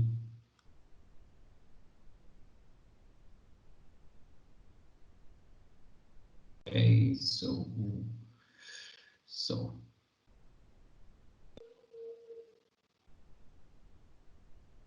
sales report day 2. Here we go. So let's view this sales report day 2. Let's see if it looks okay.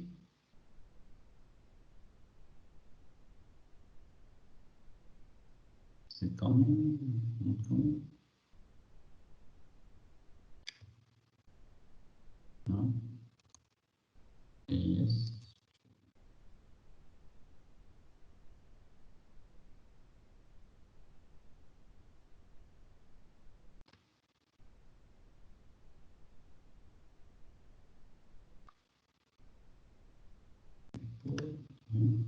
Again. Okay. Right. So this is the report. Looks okay. Let me go now to my data set and show you what difference that makes here. So data set, if we go to sales report day 2, right? This is the data set I want to look at. If I go and say settings, so this now uses, okay, you don't have gateway install. I do have install, right? Okay, it's there, it's running.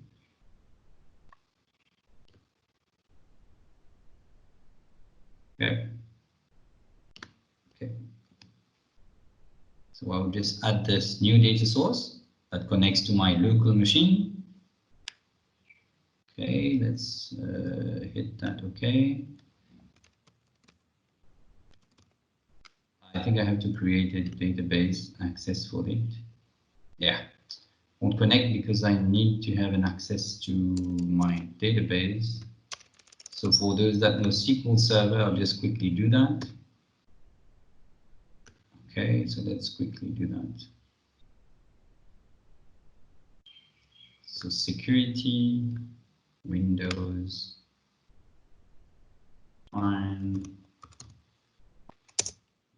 Hit a restart, the service, a quick restart. You go.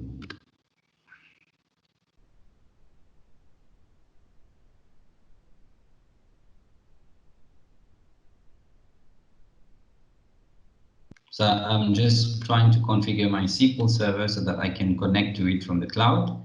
So I will just create a quick login.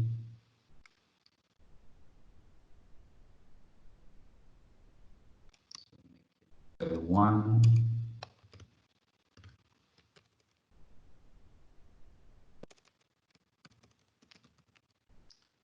Right, so for now, I'll just give it a quick access so that I don't lose a lot of time in permissions. So that let me go back to my cloud service and say,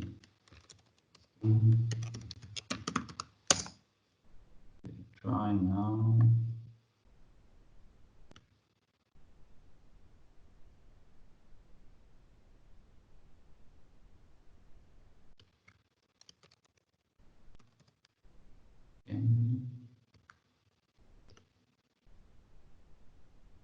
Oops.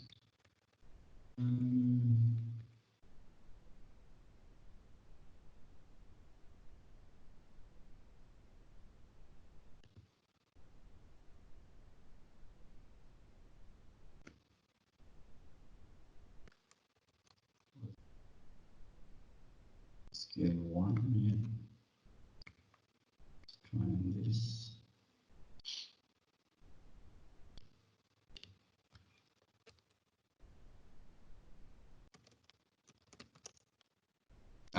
Okay.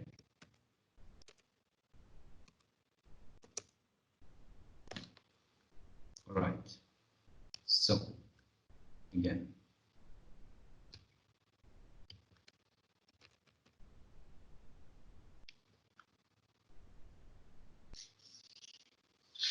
Okay, seems good.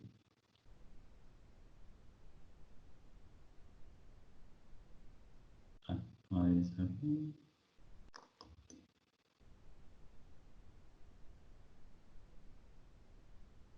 Is it loading? Let's try again.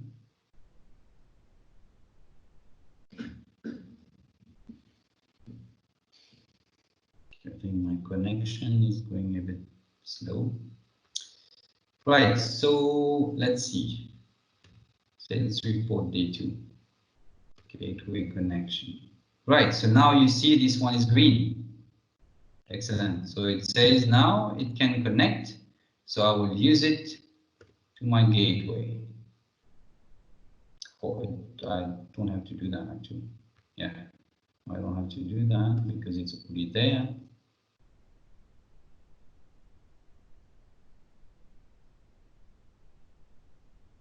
Yep. So now you can see it's there. This reports now connect to my local SQL server. Okay, so I can use that now to refresh my report, etc. It will work. Since this is running, it will work. The moment I switch this off or I shut down my laptop, the Power BI report in the cloud will not work. Okay, because this run as an application as a service. So if you shut down this, then it doesn't work, right? So that's an important part of on-premise data gateway. You can use it for Power BI, for Flow, Power Automate, or Power Apps, or whatever you have. Okay, so there are a couple of options that you want to know about Power BI Cloud. So there are options like subscription. You can subscribe to a report. So when you're viewing a report, you will see that there's an option called subscription. So you can subscribe to a report. So whenever there are new information on that report, you can be notified using either if you're using the Power BI mobile app, you will be notified, or you can be notified by mail as well, right? So you can create subscription. I can say I want to notify, okay, by mail, at what interval, what will be the subject, etc., etc., what will be my interval. So do I want to be notified or when somebody accesses this report, etc., etc., right? So you can subscribe to a report to get a lot of information about what is going on this report, right? So a couple of options here. If you have Power BI Pro license, you would see here you can edit, you can save a copy, you can embed. I've shown you that yesterday. You can view the usage metrics. That's an important aspect. So usage metrics will give you how many people have used this report, okay? How frequently, how many users you have, right? Using which platform they have used their report, whether they have used it from the mobile platform or you use it from the desktop platform. So this gives you a bit of a view of also uses that report, right? So how your report has been used. So you can, of course, export that usage metrics for further analytics. If you're doing large-scale deployments and you want to use how you want to view how your reports are performing, or how your user is using reports. So this is a nice tool that you can you can use. It gives you a bit of insight of how are your reports doing. Right. So you can also have the ability, yesterday I've shown you that you can use, for example, just replace that quickly. So in your report, you can create a phone layout. If you don't create a phone layout, somebody that access using the mobile phone will not be provided with a proper layout. So you have to first, once you've built your web layout, you can go to phone layout. So let's get this out of the way. So you can go to phone layout and you can start designing pretty much the same way that you have designed the web layout.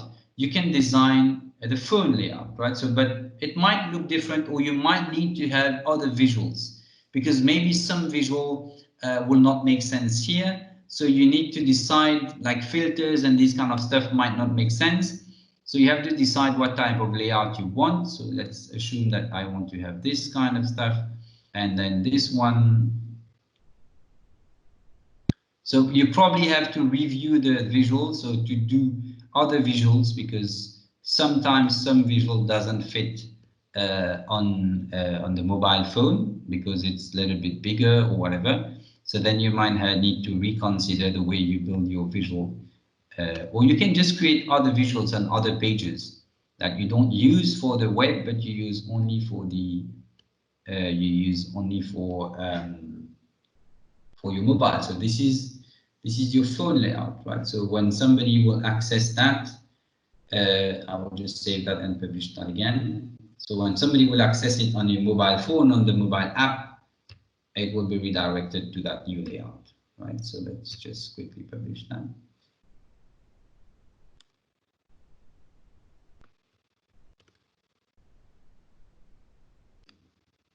Okay, so again, another point is when you are on the Power BI cloud, there is something here called shared with me. So these are all the reports that has been shared with you. Okay, whoever has shared the reports with you, because don't forget, there are two ways that you can use reports. You either use sharing, right? So of course you share, or you can also, for the ease of doing things, you can also put it in Teams, right? So if you can put it in Teams, then that would make sense, right? So you can create a Teams, says reporting. So when you connect to that Teams, you have that report. But again, same thing applies. Whatever channel you're distributing your report, whether it is SharePoint or whether it is Teams or whatever, you need to have a Power BI Pro license, that's for sure. Else you will not be able to access those reports, even if it is published in Microsoft Teams, right? Because Microsoft Teams, publishing in Microsoft Teams actually means it's publishing it it's just adding it to a SharePoint at the back, right? It still resides in Power BI somewhere, right? Okay. So any questions?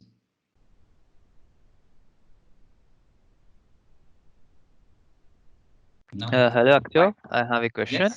Yes. Suppose you have already published your work on the web interface, and now someone else decide to use your data set, and then he will have to work only on the web interface, or can he work on desktop version also? Right, good question. If somebody wants to use your data set, he can only do that in the web, in the Power BI cloud. He can't use the desktop. Okay, because because using the desktop means that he will need to have access to the data source, which is not really the case. So here you're only sharing the data set and not giving access to the data source. So he will only be able to do it within the Power BI cloud and not desktop. Okay, thank you. Any other question?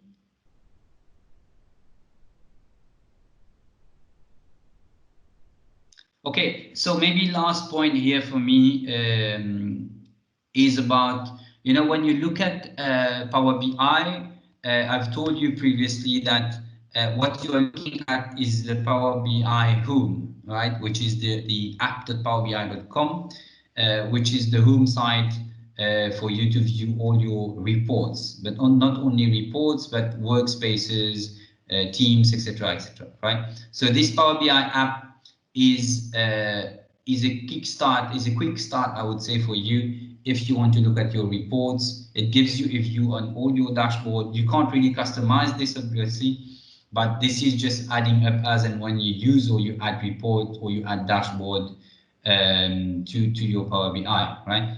So basically, this is what is made up of the Power BI home, right? So it will get more and more enhanced with time. So there are a couple of stuff that will be added there as well, but for now you can't customize this look and feel, right? So there are a couple of options that you can customize though. If you go to settings of this Power BI app, there are a couple of stuff that you can do. For example, you can customize Q&A language. Basically, this is ArcGIS map. If you want to use ArcGIS map for Power BI, you have to enable it here, and then you can have access to ArcGIS. Is a company providing solutions or shape files, etc., for you to be able to have map visuals, right? So these guys are expert into building maps and building shape files, etc. So you can use ArcGIS map for Power BI. It gives you some different maps compared to what you have in Power BI, right? So this is about Power BI Cloud. Just one quick word before I finish on something important on Power BI Desktop. I want to show you something. So I've told you yesterday that Power BI Desktop has got new features literally every month or every 2 months. So there is a nice, interesting way to know about that even before it is being released. If you go to Power BI options and settings and you go to set options, in options, there are a couple of options that you can customize for Power BI Desktop, right? So let's wait that to show up, right? So these are key options that you can customize. For example, do you want to enable caching and how much do you want to cache, right? So how much the Q&A should cache. So some quick tips or quick parameters or quick configuration or options on Power Query Editor. So what is the most interesting part here is preview features. So you see here, there are a couple of stuff that are already available on preview with that version of Power BI Desktop. For example, there is something called a very interesting feature that is coming up, which is called a decomposition tree. This is an excellent feature. This was available, so it requires a restart. Perfect, I'll do that. And a couple of more, as you can see. Okay, let me just quickly close and restart Power BI because they want me to restart. So this is a new thing. So you can keep looking at that Power BI features or upcoming features or preview features. This gives you a nice look and feel if you want to test those features before it is being deployed in production. You have a couple of months to test them. So it's a nice feature to have, those preview kind of visuals of features. It's not only visuals, right? So it's really features. These are changes made to, or enhancement rather, made to data sources, transformation, and visualization, the 3 layers of Power BI. Okay, they all 3 have got enhancement literally every month or every 2 months. Right? So let's wait for my Power BI to show up, and I can show you if I've got the data. Let's see. Yep.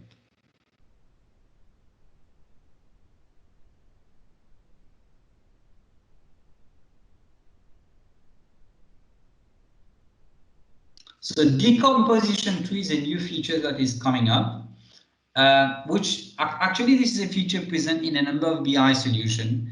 It was present in SharePoint at some point, but now it's present in Power BI. So you can see it should be there. Influences, decomposition tree. Let's give it, let's give it another page. We don't want this. Right, so decomposition tree. Ask me, what do I want to analyze? For example, I want to analyze my cost. Okay, and how do I want to explain that cost? Explaining that cost means what does that cost make up with? You know, it's another way of looking at your data.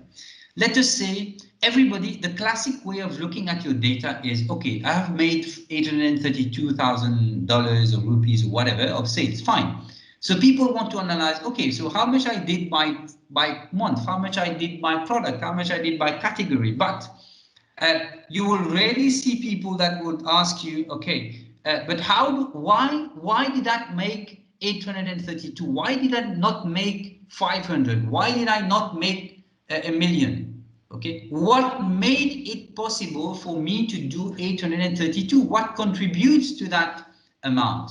Has it been promotions that we have done? Has it been billboards that we have put? Has it been our post on Facebook? So what makes up that amount? So this is what a decomposition tree is. So I can see, okay, for my example, I can see by approver, by country, and I can make it by purpose, and etc. I can add as I like here by continent.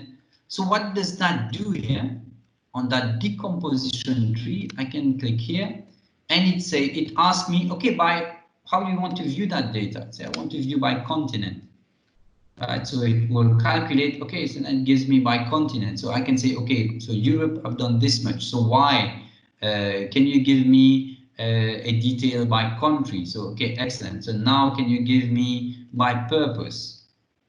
Okay, and I would say that, okay, a lot of stuff has been done on marketing in Paris. So now, okay, let me just, can you give me by location? So, okay, it has only been done in Paris. So now can you give me by who was the manager? So you can continue, and this is what I mean by decomposition tree. So, and if you just hover on this, it will give you all the, if you click, it will give you, okay, world makes up of South Africa. If you click, okay, this is marketing, and it has been in Johannesburg, marketing I have so much, delivery so much, and marketing is that country, and I can just click, I can have whatever I've added here in terms of explain by. So this is a nice feature to have. This is purely a concept of self-service BI, where you start by giving a piece of information, and instead of you pre-building reports, because this is a pre-built report, right? We agree. This is a pre-built report. Apart from clicking here and clicking there, the user can't do much. If he wants to know, yeah, but North America, why did we do that much in North America? Was it something specific that we did there? How much promotion? So it's like dynamic stuff. This is really dynamic. You as the report author, you just put everything that can be explained here. You put just put everything. Don't worry about where you put it, how you put it, just put it there. So when you put it there, as soon as the user will hover, you will have the option to decompose that value. What does that make up of? And he can decide to view it by country, by budget. You can just remove something. So, okay, I don't want to view it like this. I want to view it differently. So he can decide here. He don't want to view it next. He wants to view it by purpose. Fine, he can view it by purpose. So the order doesn't matter. The order that you put it here doesn't really matter in a decomposition tree. And this gives another view of report, right? So this is going to be a key interesting feature that we'll have in the next version of Power BI Desktop.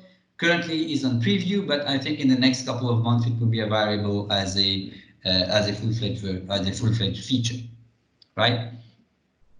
So like this, a lot of features keeps on adding into Power BI Desktop. So you just make sure when you're designing your report, make sure you have the latest Power BI desktop installed. If you don't have it, just download the latest one and install it. Upgrade the one that you have, or just uninstall the one that you have and use the updated one. Always use the updated one, because you will get more features. You will get all the interesting features that comes with Power BI desktop. Right, so that's it for me, guys. If you have any question, the floor is open. Or experience, or whatever you guys have tried from yesterday's session, or if you got opportunity to try some of the stuff, and if you met any issues, I'm happy to answer them. Des questions, s'il y en a? Hello. Yes. I'm not sure if you can hear me. Sorry, your voice is a bit far. Can you maybe come closer to the mic? Hello. Yeah, it's better now. I have a question concerning yesterday's training. About the licensing. We have this business premium and business pro. So if I am using, if I have a business, the Power BI Pro, and I've created dashboards, and I need to share with other people, are they supposed to be assigned business the same license, or they are able to access using the free license? No, you have to assign them a Power BI Pro license. As soon as you want to share, you have to assign them a Power BI Pro license. Okay. Another one is now the difference between this the Pro and Premium. Right. So Power BI Pro is a named user license, right? So it's assigned to a user. Okay. Whereas Power BI Premium is not assigned, it's unlimited users. It's a compute license. So it's based on performance. It's not based on the user license. So if you have acquired Power BI Premium license, you don't need to assign individual licenses to your users. It's like an unlimited users. Okay. So either you go Power BI Pro individually, or you go Power BI Premium. It's a bit like if you want to go processor license or CAL. You see, this is the difference. Yes. Okay. And I'm able to create these dashboards, everything, and share with the people. Yeah. Yes. If you have Power BI Premium, then you can create, anybody can create as much report as they want and share it to whoever they want within the organization. Okay. Thank you so much. Yeah. Any other question? Akhtar? Yes. Oui, bonjour. Bonjour.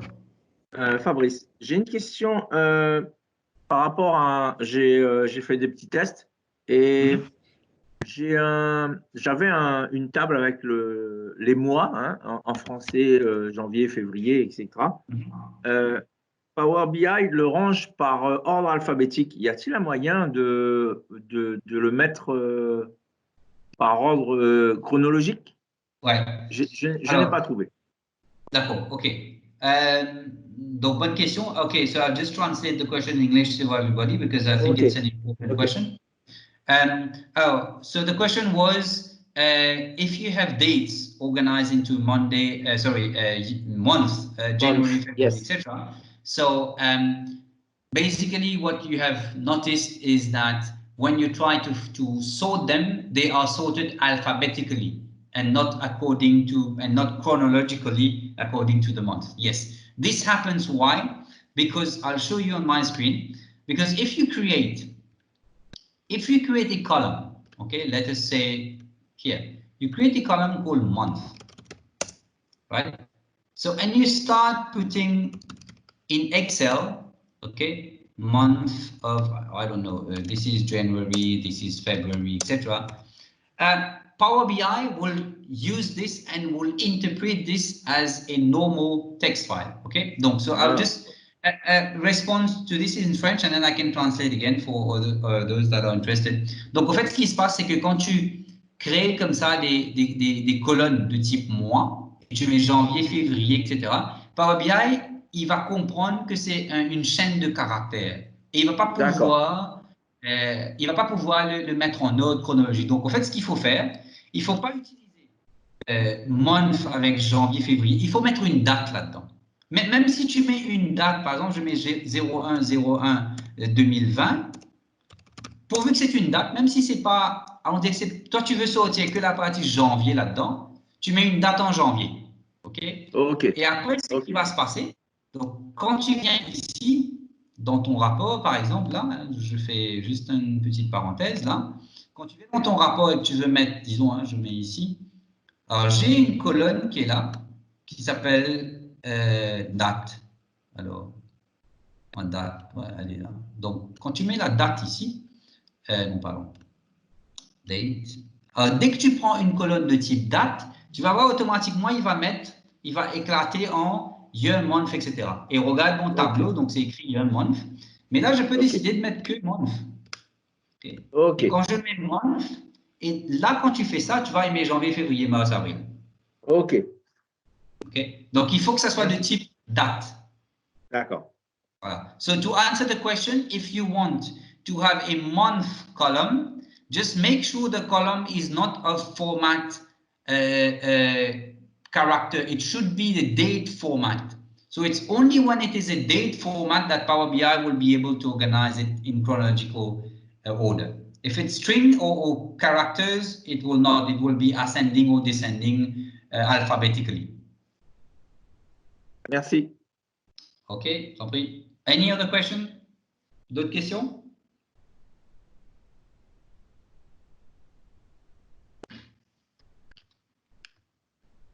No. So, Shalini, do you want to add anything before we close the session?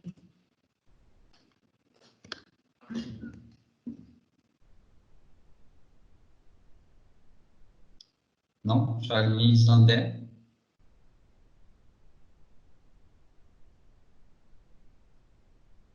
No, I think she's not there.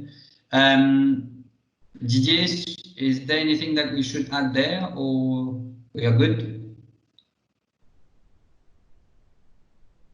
Can't see Didier as well. All right, so guys, if you don't have any question, I would like to thank you for these 2 days. I hope you guys managed to make the most of it. So I hope that you have enjoyed those Power BI sessions and you have found a good tool out of Power BI, and I hope to see you guys using Power BI going forward.